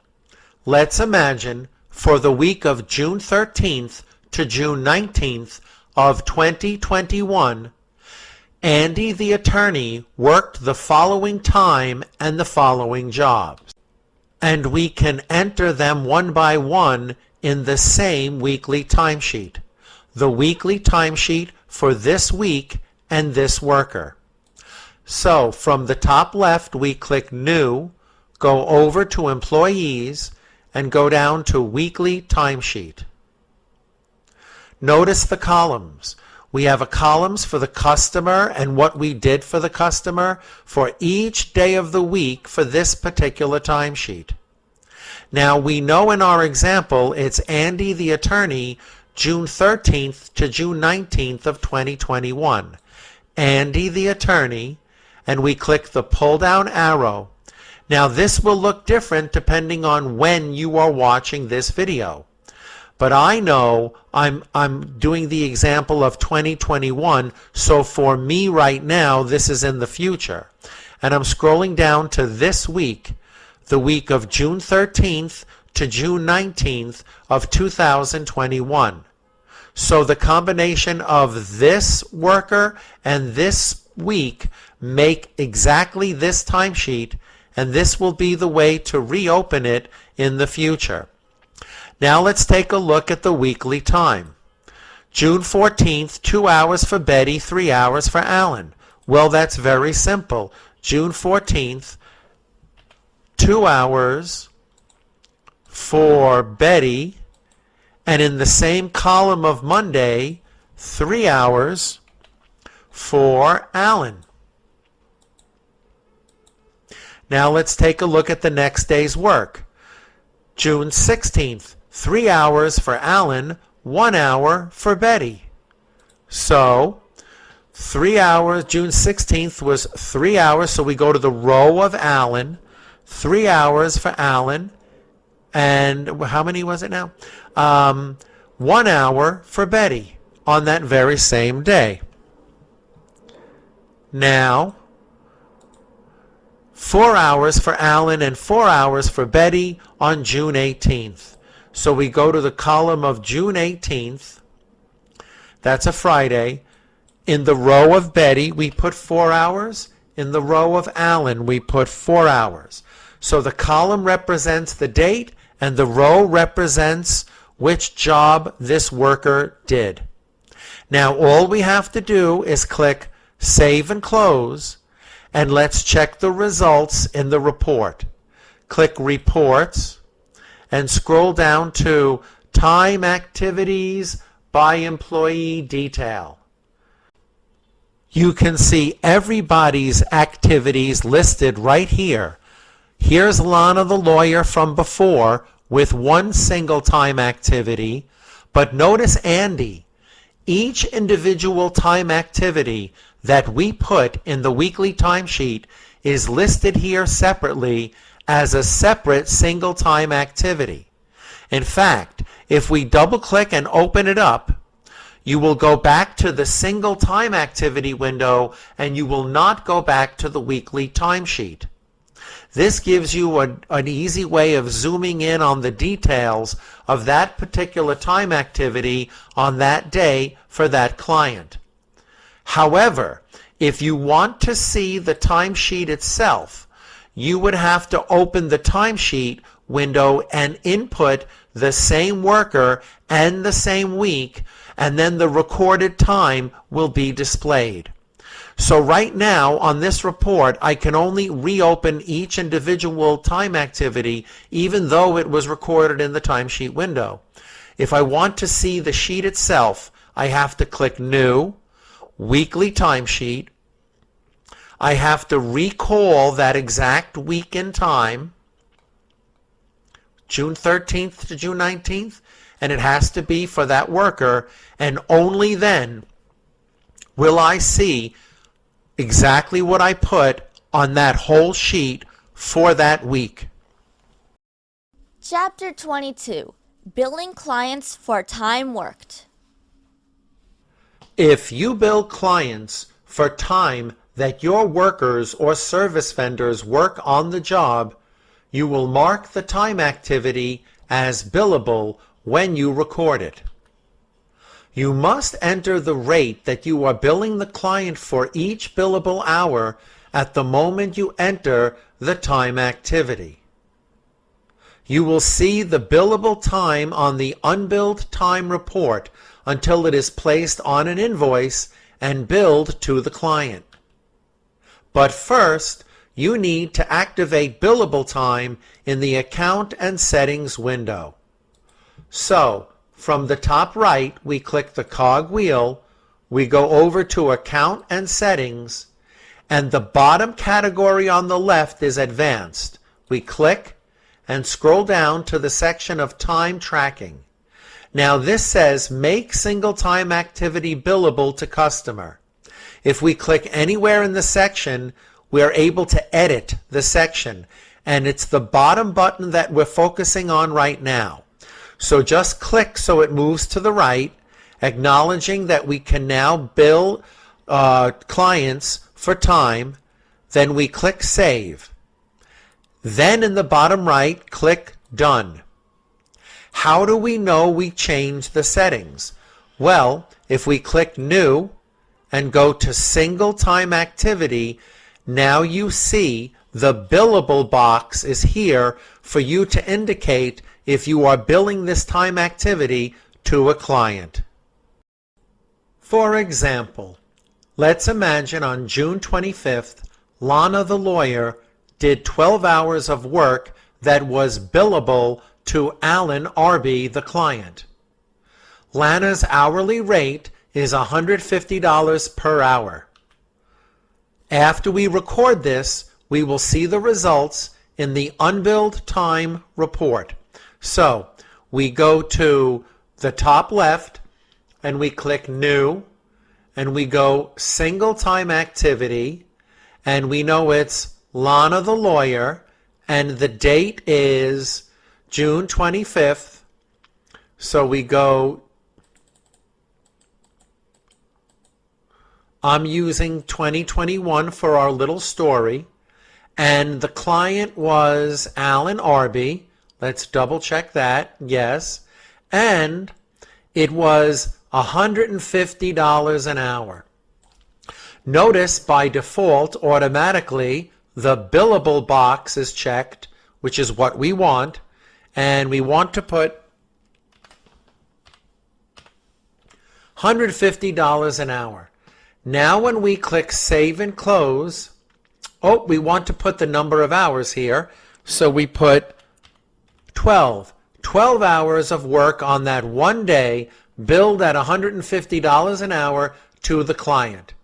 And when we click Save and Close, we can then click Reports and go down to Unbilled Time, double click, and you see the only unbilled time we have was that single time activity that we just made for June 25th for Lana the lawyer. We can double click and go back to the time activity and edit anything you need or read the description more clearly. And now let's bill Alan for the hours that Lana worked. Let's imagine on June 28th, we billed Alan for the 12 hours that Lana worked on June 25th. So we click in the top left, New, Invoice. We advance the date to June of 2021. It's June 28, and as soon as we choose the customer Alan, you will notice in the right panel the time activity that we just recorded for Lana shows up here in the total amount, and we click Add. The hours, rate, and quantity show up on the invoice, and all we have to do is click Save and Close. And now The unbilled time report has nothing because we have just billed Alan for the time slip that we just created. And if you want to see the result, you can click Reports, Profit and Loss by Client, and you can see in the column of Alan, we now have billable hours in the income section for $1,800, increasing our gross profit and our net income with Alan the client. Now, you probably noticed when we checked the profit and loss that income from billable hours by Lana was recorded into the default income account called Billable Hours. Hours is an item that QuickBooks Online put on the list of products and services. It is connected to the income account called Billable Hours. It's the same result as putting the hours item directly on an invoice. Hours is the default item for billable time slips and timesheets, and the following video shows how you can make your own items and use those for billable hours. In the meantime, let's do example 2.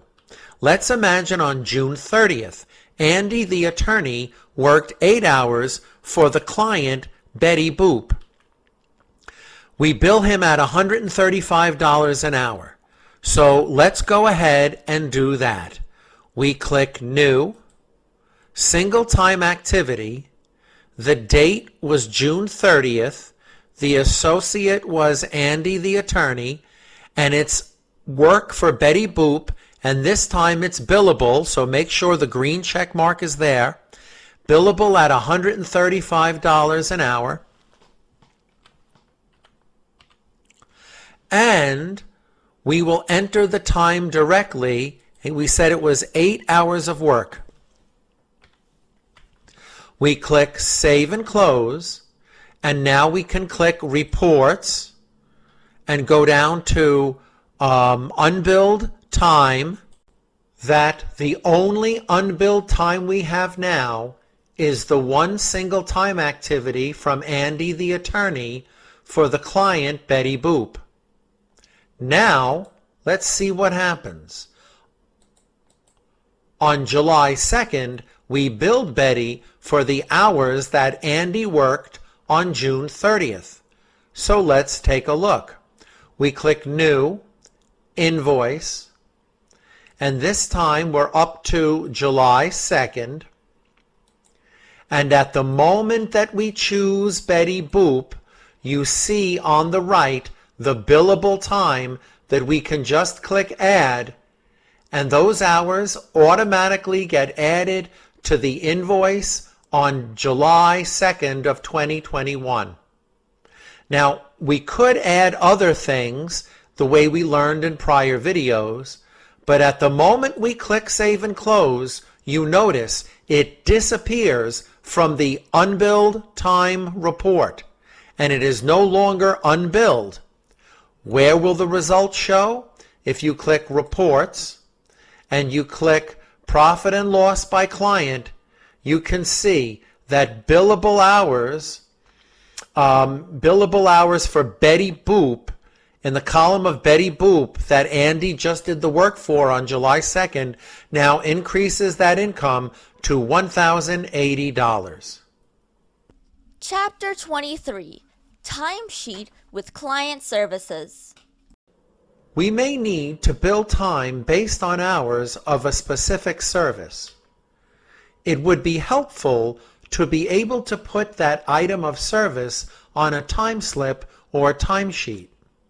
This way, the hours of the specific service would be tracked to a specific associate's hours, as well as tracking the income on the profit and loss by client.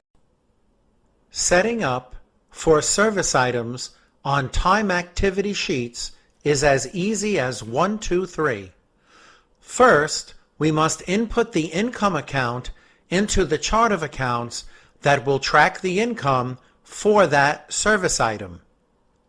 Then we must input the item into the list of products and services and connect it to the income account that we just created in step number 1.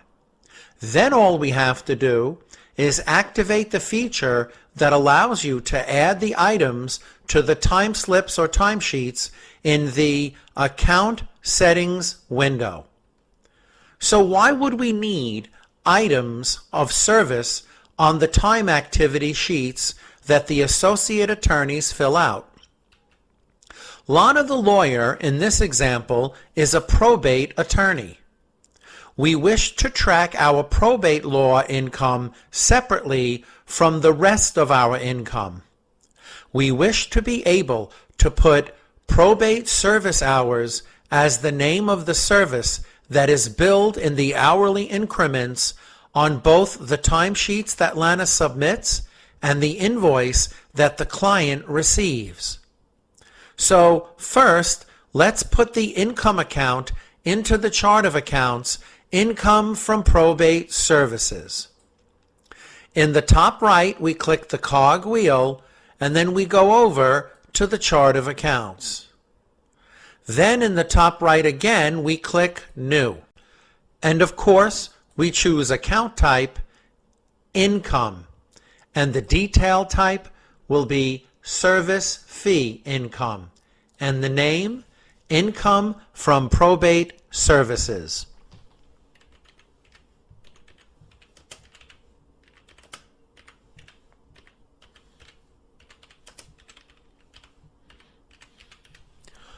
Click Save and Close, and now we do step 2.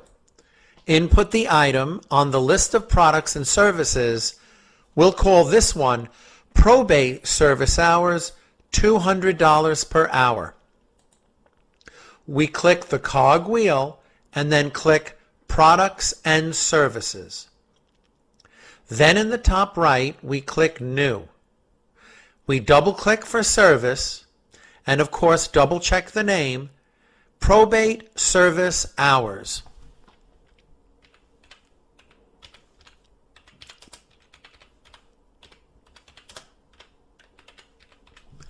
And we know that the income account is the one that we just created, Income from Probate Services.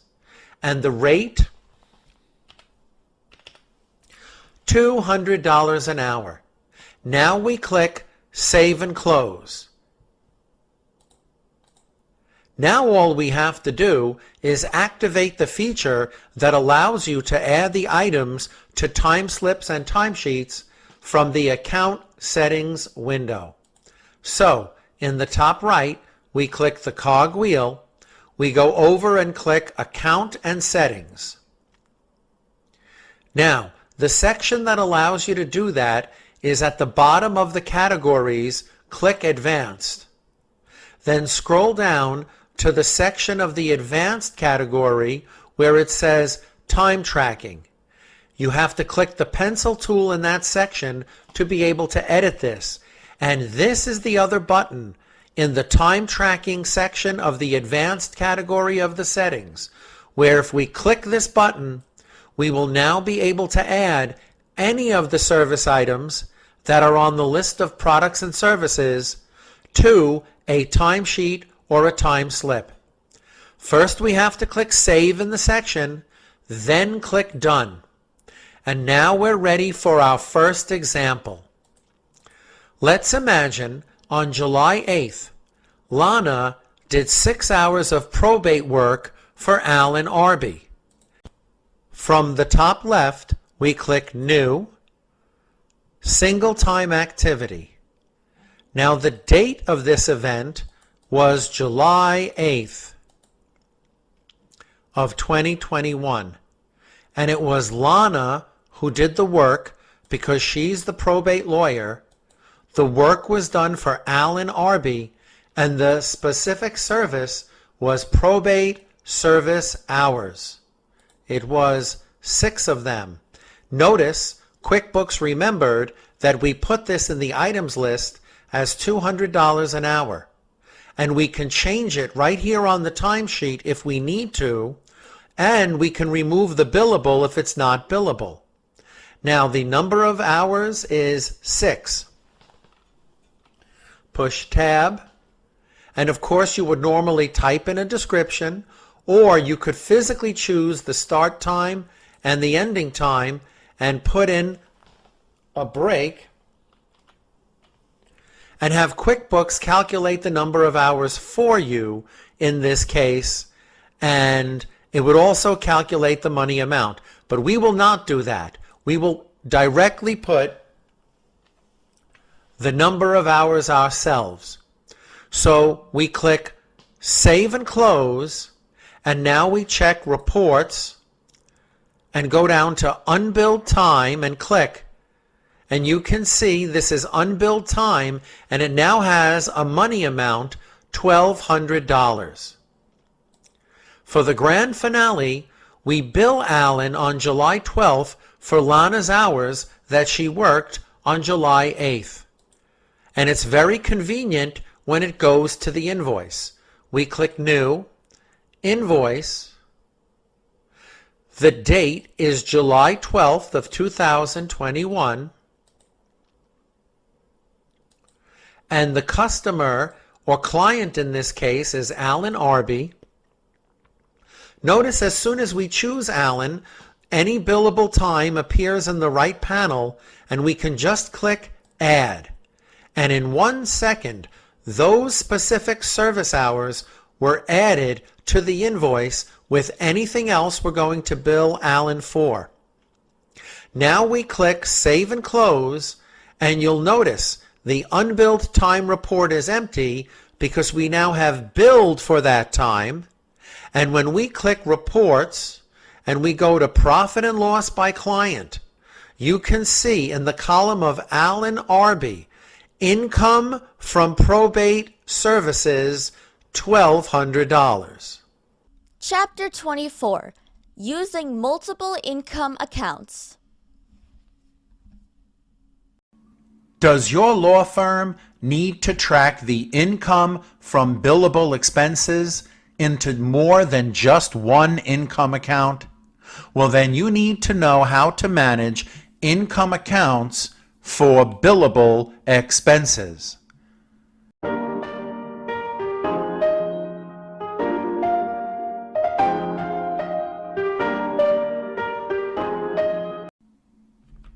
There are two ways that billing a client for job-related expenses could affect our account balances at the moment we bill the client.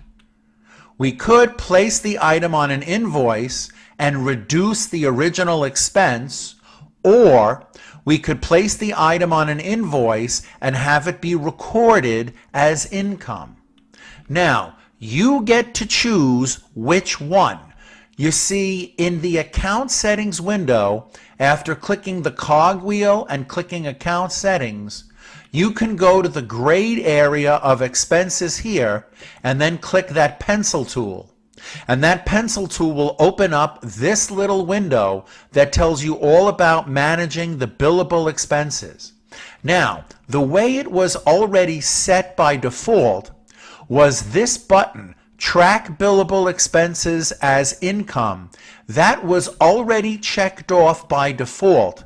So the prior videos where we learned about billable expenses assumed you wanted to track these billable expenses as income instead of reducing the expense at the moment that you bill the client.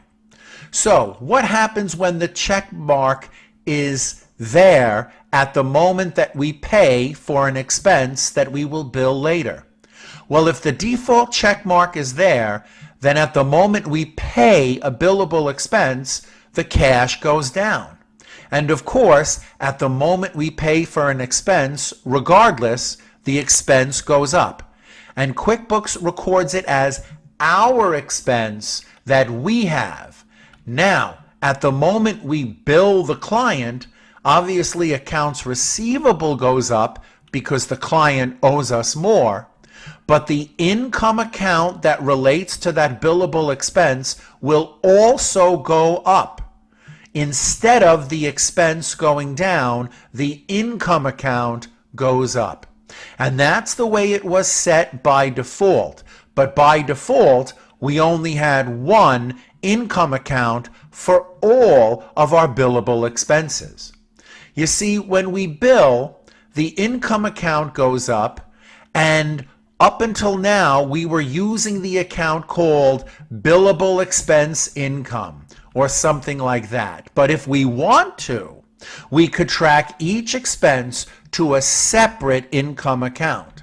And QuickBooks allows us to do that by making sure that we move, after we click the little check mark to track billable expenses as income, which is the way it was set by default, we can then change the default to tell QuickBooks we want to track the different billable expenses into different accounts rather than just that one account, income from billable expenses. So we would have to click that button to make the change.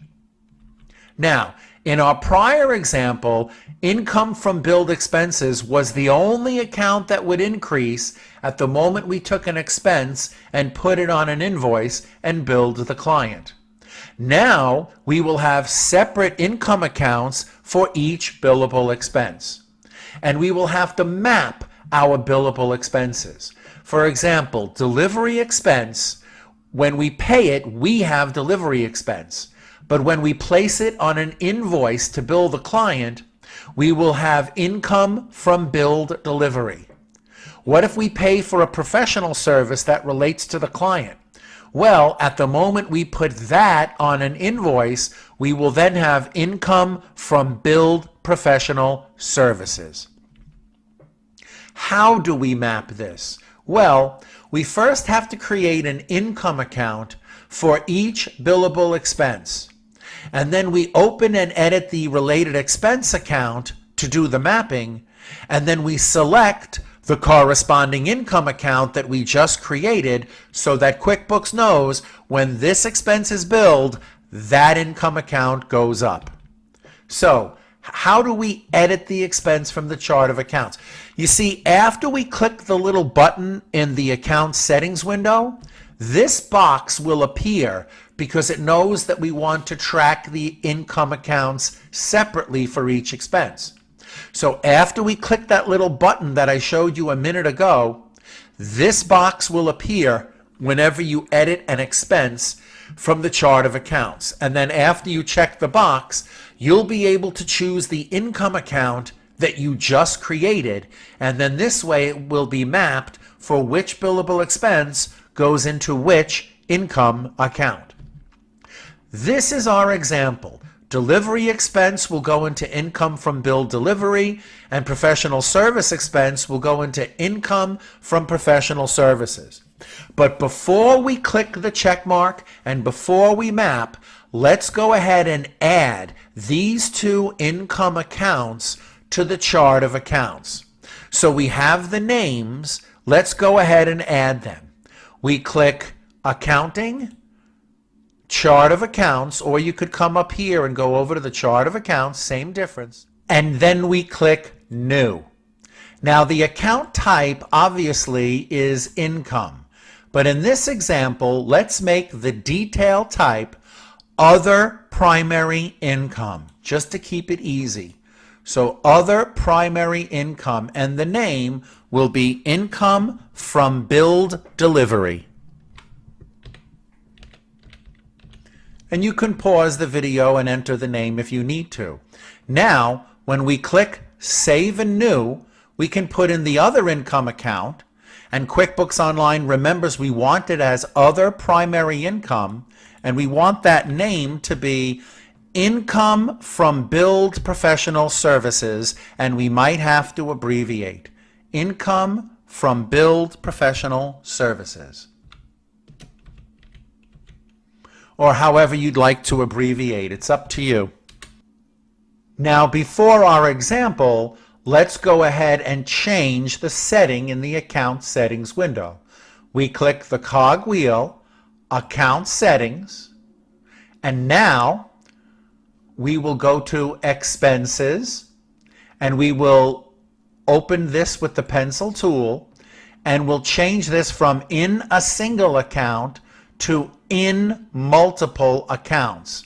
We have to click Save, and then after you click Save, in the bottom right down here, there's a green Done button that you might not be able to see, but believe me, it's there. Click Done after you click Save. And now you're able to map the accounts that you just created. We click Accounting, Chart of Accounts, and then we go down to Delivery Expense, and when we click Edit, there's now a little box that we can click here, and we can find the income account, Income from Billed Delivery, and save and close. Then we can find the Professional Service Expense account by scrolling down, click Edit. Now we're going to map this one to the other income account we just created with the abbreviation, Income from Billed Professional Services. Save and close. Now that we've mapped the expense accounts to the corresponding income accounts, we are now ready for our first example. Let's imagine on July 20, we paid UPS $400 for a delivery related to Alan Arby, the client. Now, we will bill Alan later for this delivery. So, since we did click the check mark in the account settings window, what happens when we pay? Cash goes down by the $400 that we pay, and the expense we paid, in this case, it's our delivery expense, because at the moment that we pay, QuickBooks does not yet know which client it will go to. So in the top left, we click New, Expense. We go forward to July, we go back to July 20 of 2021 in our little story. And we paid UPS, and we paid UPS for a delivery, and it came from the Chase Bank account, and the amount was $400. And most importantly, Alan Arby was the customer, and it's billable to Alan. Now when we click Save and Close, we can see the results in the trial balance. You can see, if we click the trial balance, that income from, actually you'll see delivery expense $700, and when we double click, you see that this July 20 is the one we just made. So the expense increased because QuickBooks doesn't know what client it's for yet, so QuickBooks for now thinks that it's our expense. We should also check the profit and loss by client reports, profit and loss by customer or client. And you look in the column of Alan, okay, because this $400 was for Alan, and you see before we bill Alan, we decrease our profit from Alan by the $400, because QuickBooks doesn't yet know that we're going to make Alan responsible for this. So what's the next step? We continue in the example by billing Alan for $1,000 in normal legal fees, and we're going to include the July 20 delivery from UPS. Now we did click the checkbox. So when we bill, what's going to happen? Accounts receivable goes up because the client is now responsible for the expense and owes us more money at the moment we bill. But in this example, the specific income account that we mapped is the one that will increase instead of the general one, and the expense account itself does not change. So what's going to happen in the trial balance on July 22nd when we bill Alan? Income from bill delivery is going to show up for the first time as $400, and of course, legal service income increases by $1,000 and becomes $32,000. And since the total of the $1,400 is owed, it increases this receivable account. It shouldn't really be called, if it's on the debit side, it should be called legal fees receivable, but we leave it as unearned in case people pay in advance. but these will be the numbers after we place that expense on this bill because we now mapped it to an income account. Let's take a look. New invoice. It will be for Alan Arby, and we have this billable expense. We click add, okay, and then we make sure the date is the date we're billing, July 20.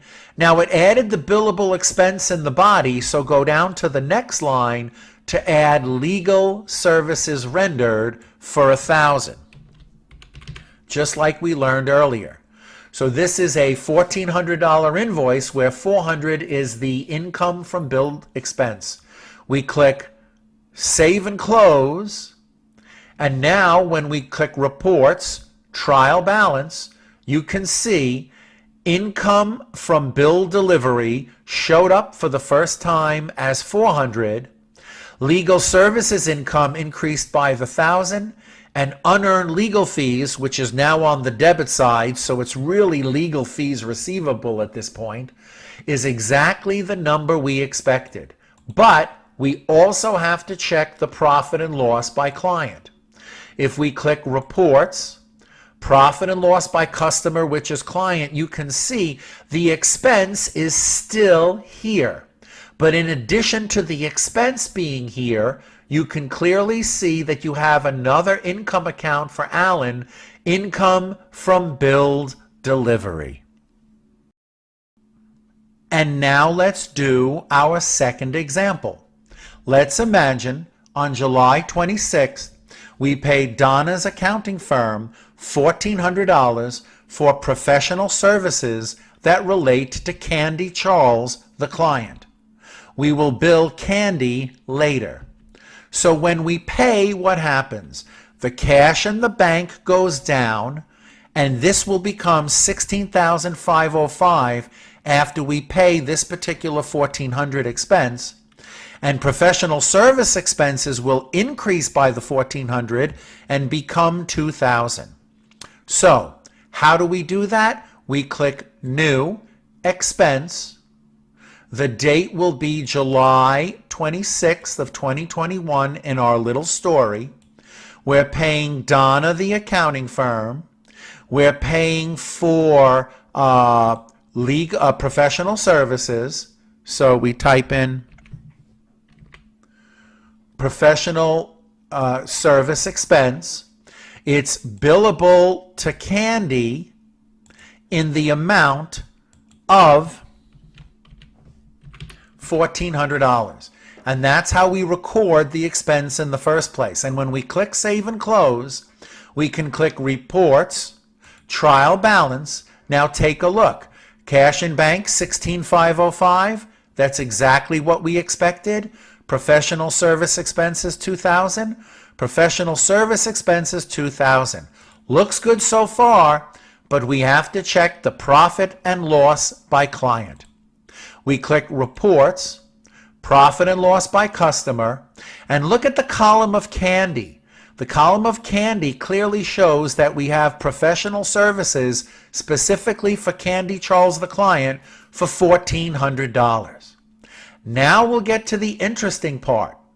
We continue in the example, and on July 28th, we bill Candy for $3,000 in normal legal fees, and we include the July 26th accounting professional services that we're billing her for. So we click New Invoice, and we're billing Candy Charles, and right away we can add the billable expense. The date we're billing her is on the 28th, and we don't touch the line of the billable expense. We go one line below that and choose our normal legal services for $3,000. Now, before I actually save this invoice, let's predict what will happen in the trial balance. After we save this invoice, income from billed professional services should show up for the very first time as $1,400 because we now earned income from this billable expense. And of course, legal service income will increase to $36,000. or excuse me, $35,000, and the total for that $4,400 invoice is owed. So the receivable account, unearned legal fees, will increase to $9,880. Let's take a look at what happens. In the bottom right, click Save and Close, and we click Reports, Trial Balance. Sure enough, income from professional services showed up for the first time as $1,400. Legal services income increased to $35,000, and what's owed to us from clients increased to $9,880. But don't forget to check the profit and loss by client. We click Reports, Profit and Loss by Customer. Look in the column of candy. We see that even though this $1,400 is still here for legal and professional services as our expense, this $1,400 is income from the billed professional services, and you can see the specific income account. Chapter 25.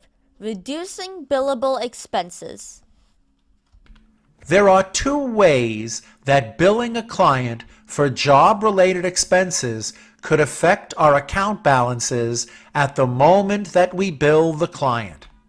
We could place them on an invoice that reduces the original expense, or we could place them on an invoice and have them be recorded as an increase to income instead. Now, this video is about the first choice, decreasing billable expenses. But you get to choose which way your QuickBooks Online records these billable expenses. So the way to choose is to click the cogwheel to open the Account Settings window. Then you would click Account Settings and you would click this gray expense area here, and then you'd be able to open up the area with the pencil tool. Once you do that, that portion of the Account Settings window will look like this. Now notice, by default, the check mark is already marked. That's the way it was by default.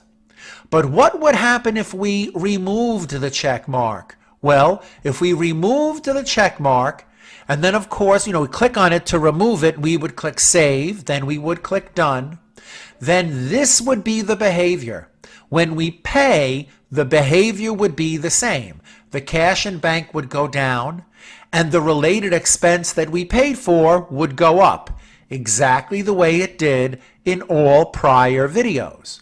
However, now that we check the box, when we bill, of course, accounts receivable goes up because we just sent an invoice to a client.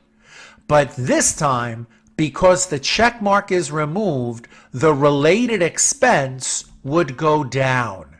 And that's going to be the difference in behavior when we record this next example. When we do this, no income accounts change at the moment we bill. Instead, the expense will go down. Now, before we go ahead and remove the check mark in the Account Settings window, let's address one little technical point that I found out about the hard way.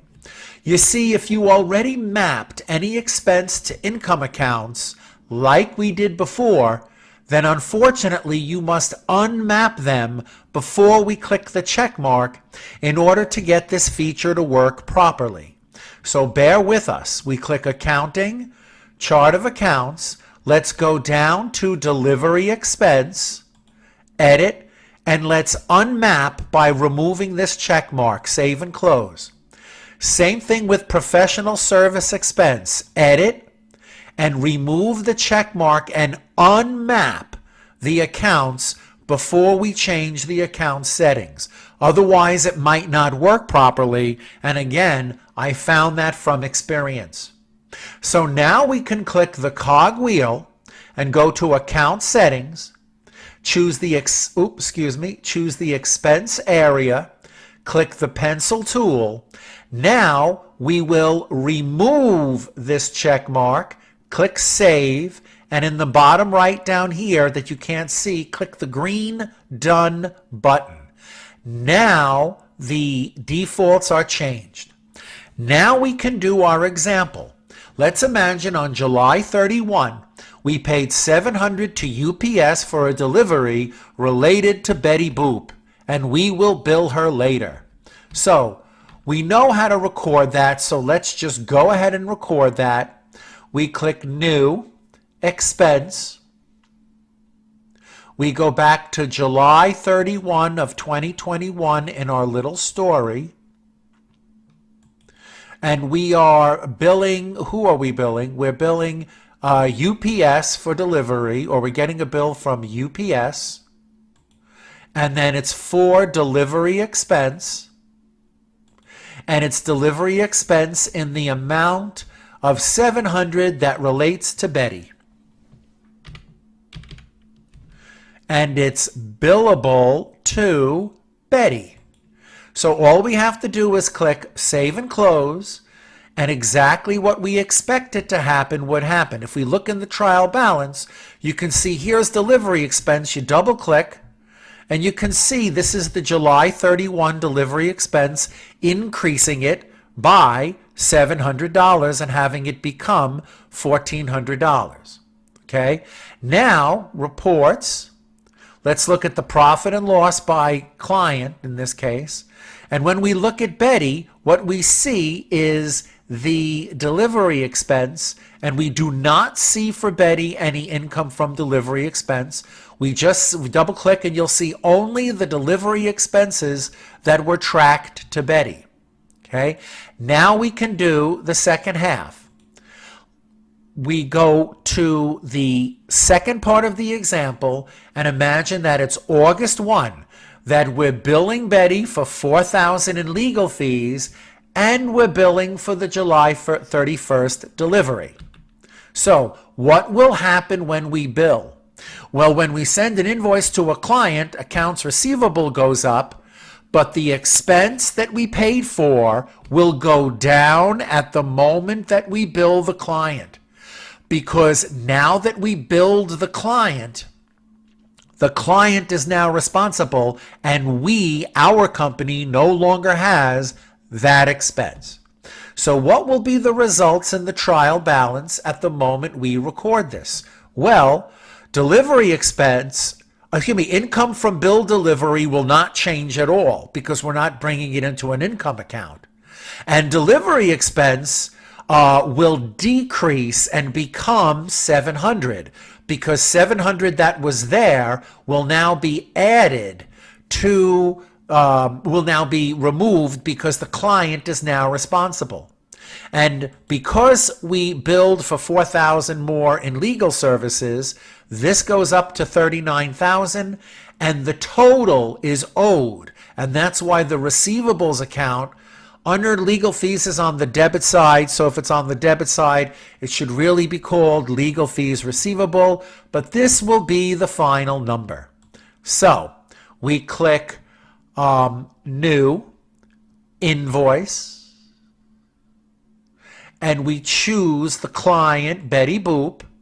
We have a billable expense that we click Add, and of course the date is August 1. And we go under the billable expense in the next row and bill for legal services rendered $4,000.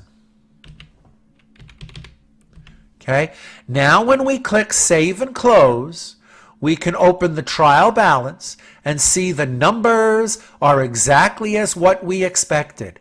Income from bill delivery did not change at all, but delivery expense decreased. Watch, we double click. And look, that was the increase when we recorded it and the decrease when we billed. Go back to the trial balance to confirm that all the other numbers are exactly as what we expected. And now finally, we look at the P&L by client. Reports. Now, what should we expect on the profit and loss by client? We should not see income from billed delivery up here, and we would not see the full $1,000 down there. We should see only the $300. So when we click Profit and Loss by Client and we look in the column of Betty, this is only $300 because it decreased from $1,000 when we billed it, and there's no income from delivery in the Betty section. Chapter 26. Billable expense items.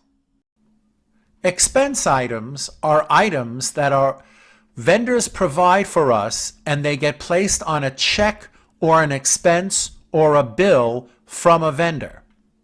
The item is attached to an expense type of account the same way that income items are attached to an income account and then placed on an invoice for service we give to the clients.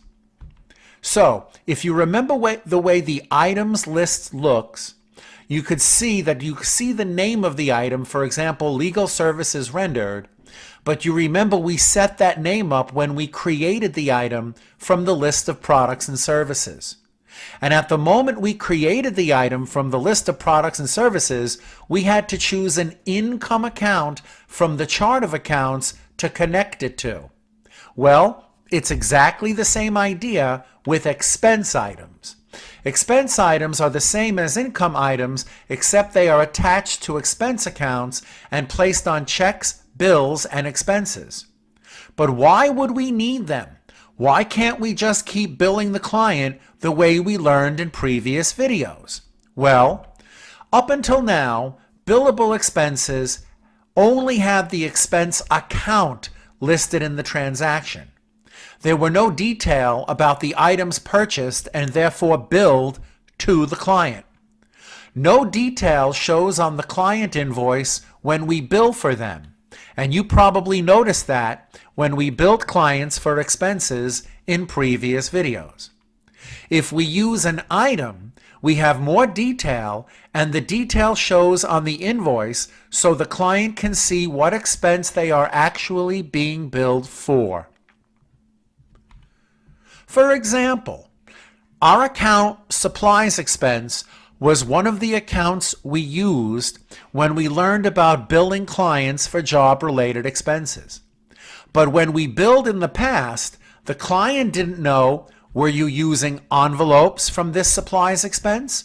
Were you using stamps from this supplies expense? Or paper? Or what exactly did you need to use in office supplies in order to bill us so much for the job that you did? The supplies expense is the account, but these things on the right are the items that are attached to the account, so the client can see more detail about what is being billed. Now, each expense item actually has two sides. In QuickBooks Online, you have to have an expense side, and then you connect that expense to that type of account. And then you also put the purchase price when we actually purchase it. And on the other side, the same item will have an income side. And that's the side that you would connect to an income type of account. And we would input the price we charge when we actually bill the client. Most law firms are not allowed to mark up the billable expenses, so we will not do that here. But in this process, you will see how you could mark it up if you wanted to or needed to. For example, let's add two items to the items list.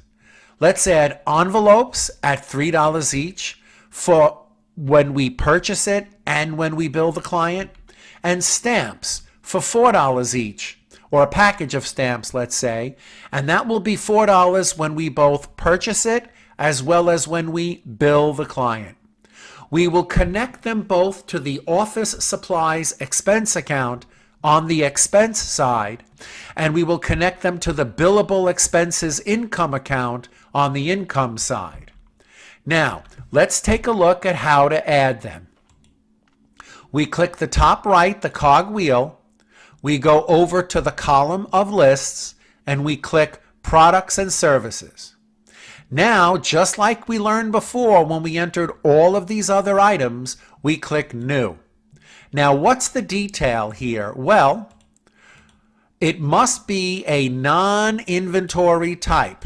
And we'll talk about the check marks in a moment. So we double click non-inventory. And we're going to put the first one, envelopes. Okay, we'll put it in capital. Okay, now we scroll down, and of course the price is what we said it would be. It would be $3 regardless, and the income account that it is connected to is billable expense income. Now, we're not finished, because when you make one of these items, you must leave the check mark in both places. I sell this product or service to my customers, and I purchase this product from a vendor. Both check marks must be checked off. So we leave the check mark here, but then we add the check mark on the other side here. And when we scroll down, we know that we're changing this to the office supplies expense account, and the cost will be the same as what we purchase it for when we bill the client. And we already said $3 because in this case, we're not marking it up. Now, when we click Save and Close, you can see that it has envelopes have been added as a non-inventory part to the list of items. Let's make another one. Click the cog wheel, click Products and Services,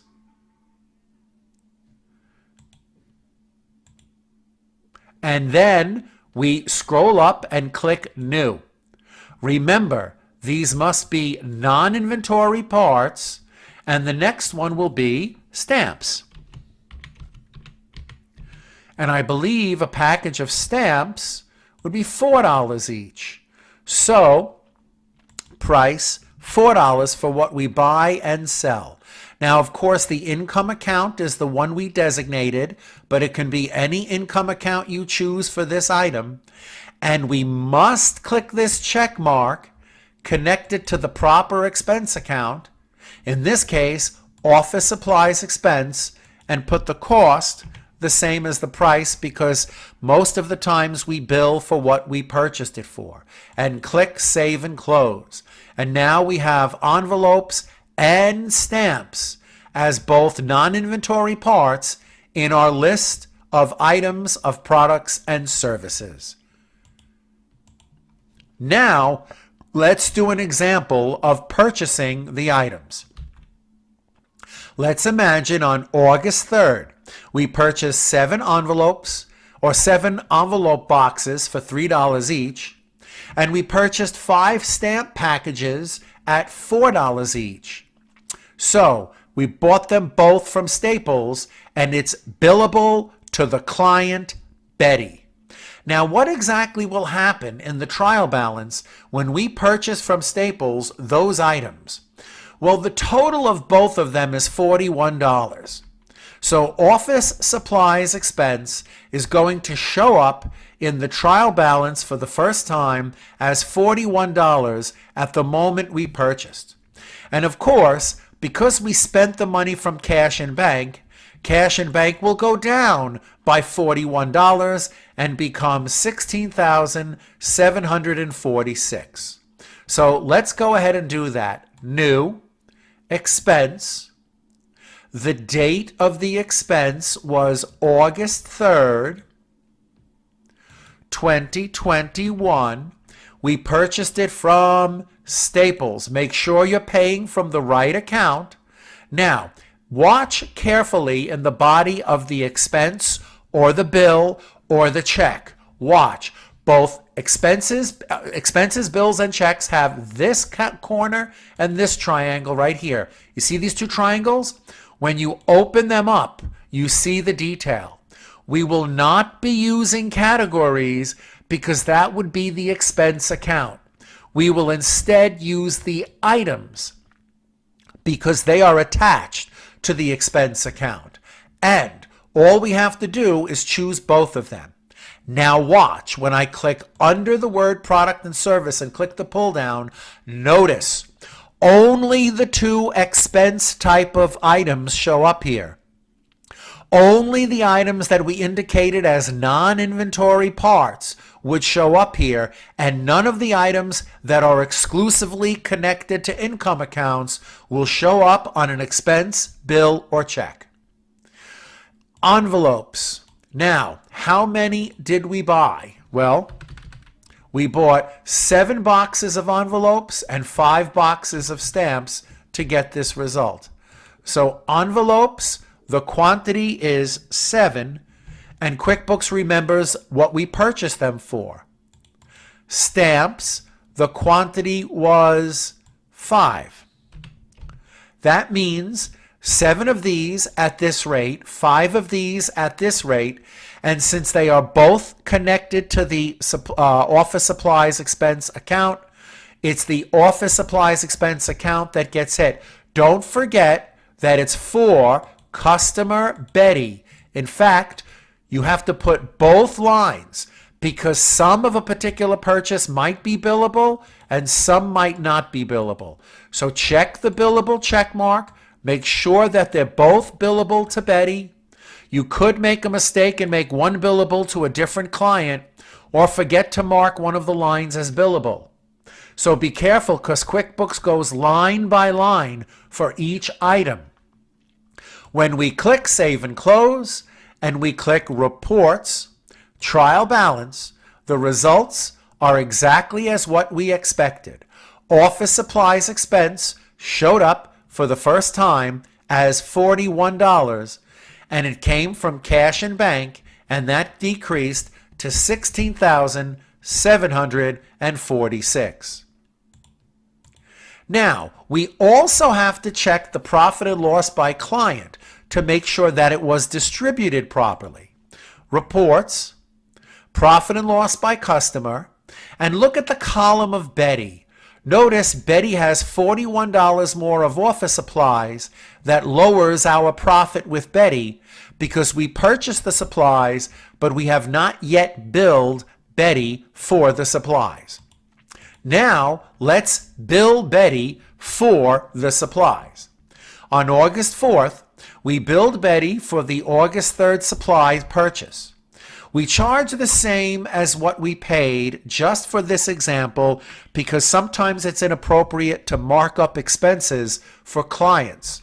So, what will happen in the trial balance at the moment that we bill Betty for these 2 supplies?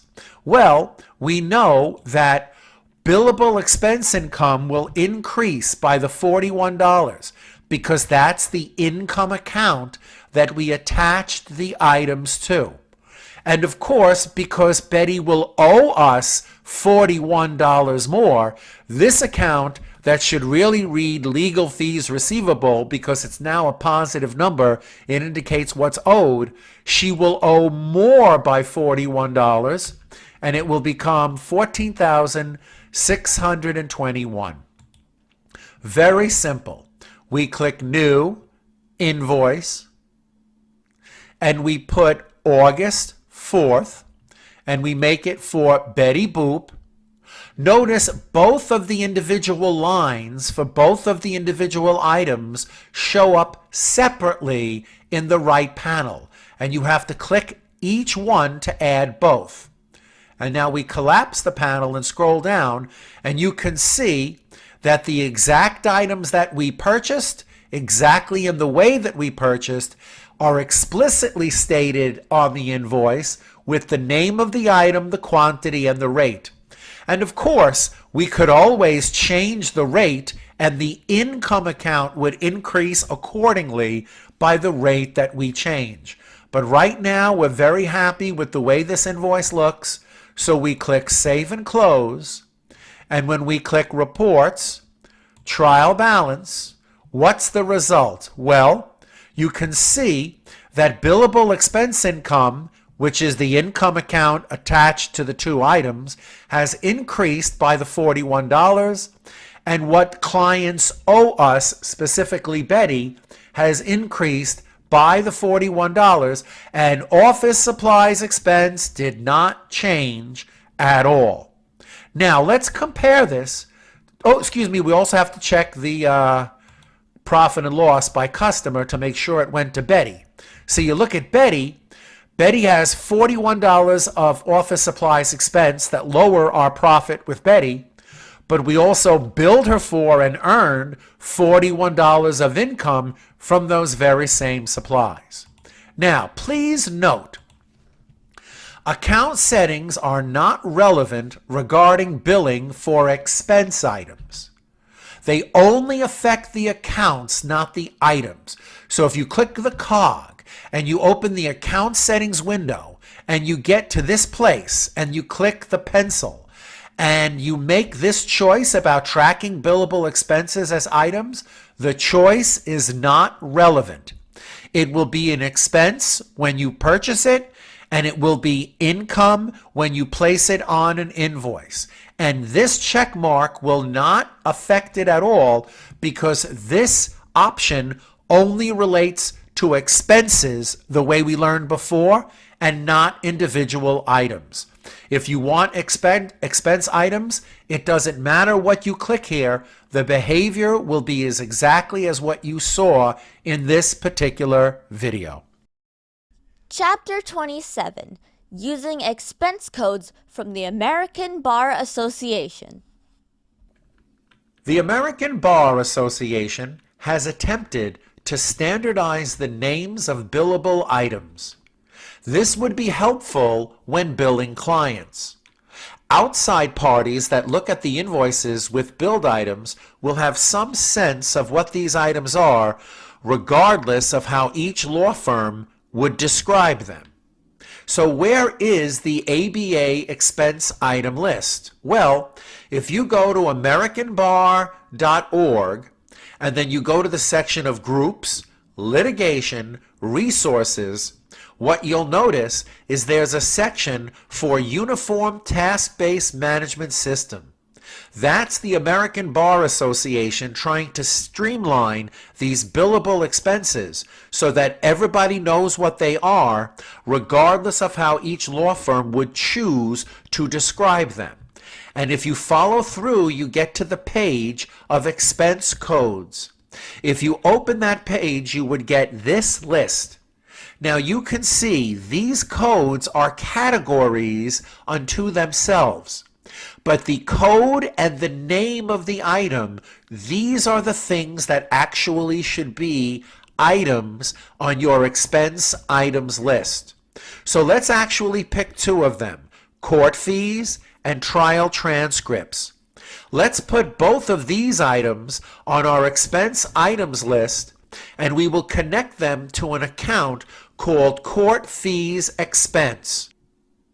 And it is also recommended that when you name the items at the moment you put them on the items list, that you include the number that goes with the name that came from the American Bar Association. So let's open the items list, and in this example, let's make them one-sided items just to keep things simple. So from the main menu, we click List, Items List. Then in the bottom left, we click Item New. Now they are both services, and again, we will not click this check mark in the bottom left. If you want to use this as a two-sided item, you can double check the video that came before this one. But we will call this Court Fees. And court fees as an item is connected to the court fees expense account. Then when we click Next, it's very convenient that it leaves the expense account here when we put up the item for transcripts. And then when we click OK, our items list is set up and we're ready to make our first transaction regarding these items. So for example, let's imagine on August 29th, we paid the county court to file a petition and get copies of a transcript from a different case. And let's imagine the transcript fee was $200 and it's billable to Candy. The filing fee was $300 and it was billable to Betty. And we paid them both with one check to the county clerk's office for $500. So, if that were the case, what would happen in the trial balance at the moment we record this transaction? Well, the court fees expense account would hold both of them, and it would show up for the first time in the trial balance as $500. However, since the money is coming from the cash and bank account, the cash and bank account would decrease by $500 and become $11,009. So let's go ahead and record this transaction. We click check and we make sure the date is August 29th of 2017 in our little story.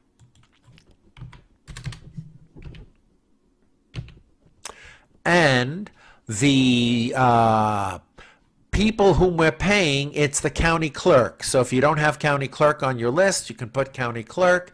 Now, you do not put a money amount here, and you do not put an account down here. Remember, we're working with items. So you click the items tab, and you click the pull down. Now, the first one was the title search. No, excuse me. The first one was the court fees. And the court fees were $300. And they were billable to Betty. That means that the transcripts were $200 and they're billable to Candy. So now we have our check, and we have to make it check number 61. Remove the check mark. This is just a little side note, something you can look at later in the tools when you watch the tools videos. But this is our check that we are purchasing these two things that the American Bar Association has given item numbers to that apply to these separate clients respectively. When we click Save and Close, and you can see the results are exactly as what we expected. Court fees expense became $500 and cash and bank account went down to $11,009. And now we'll check the profit and loss by client.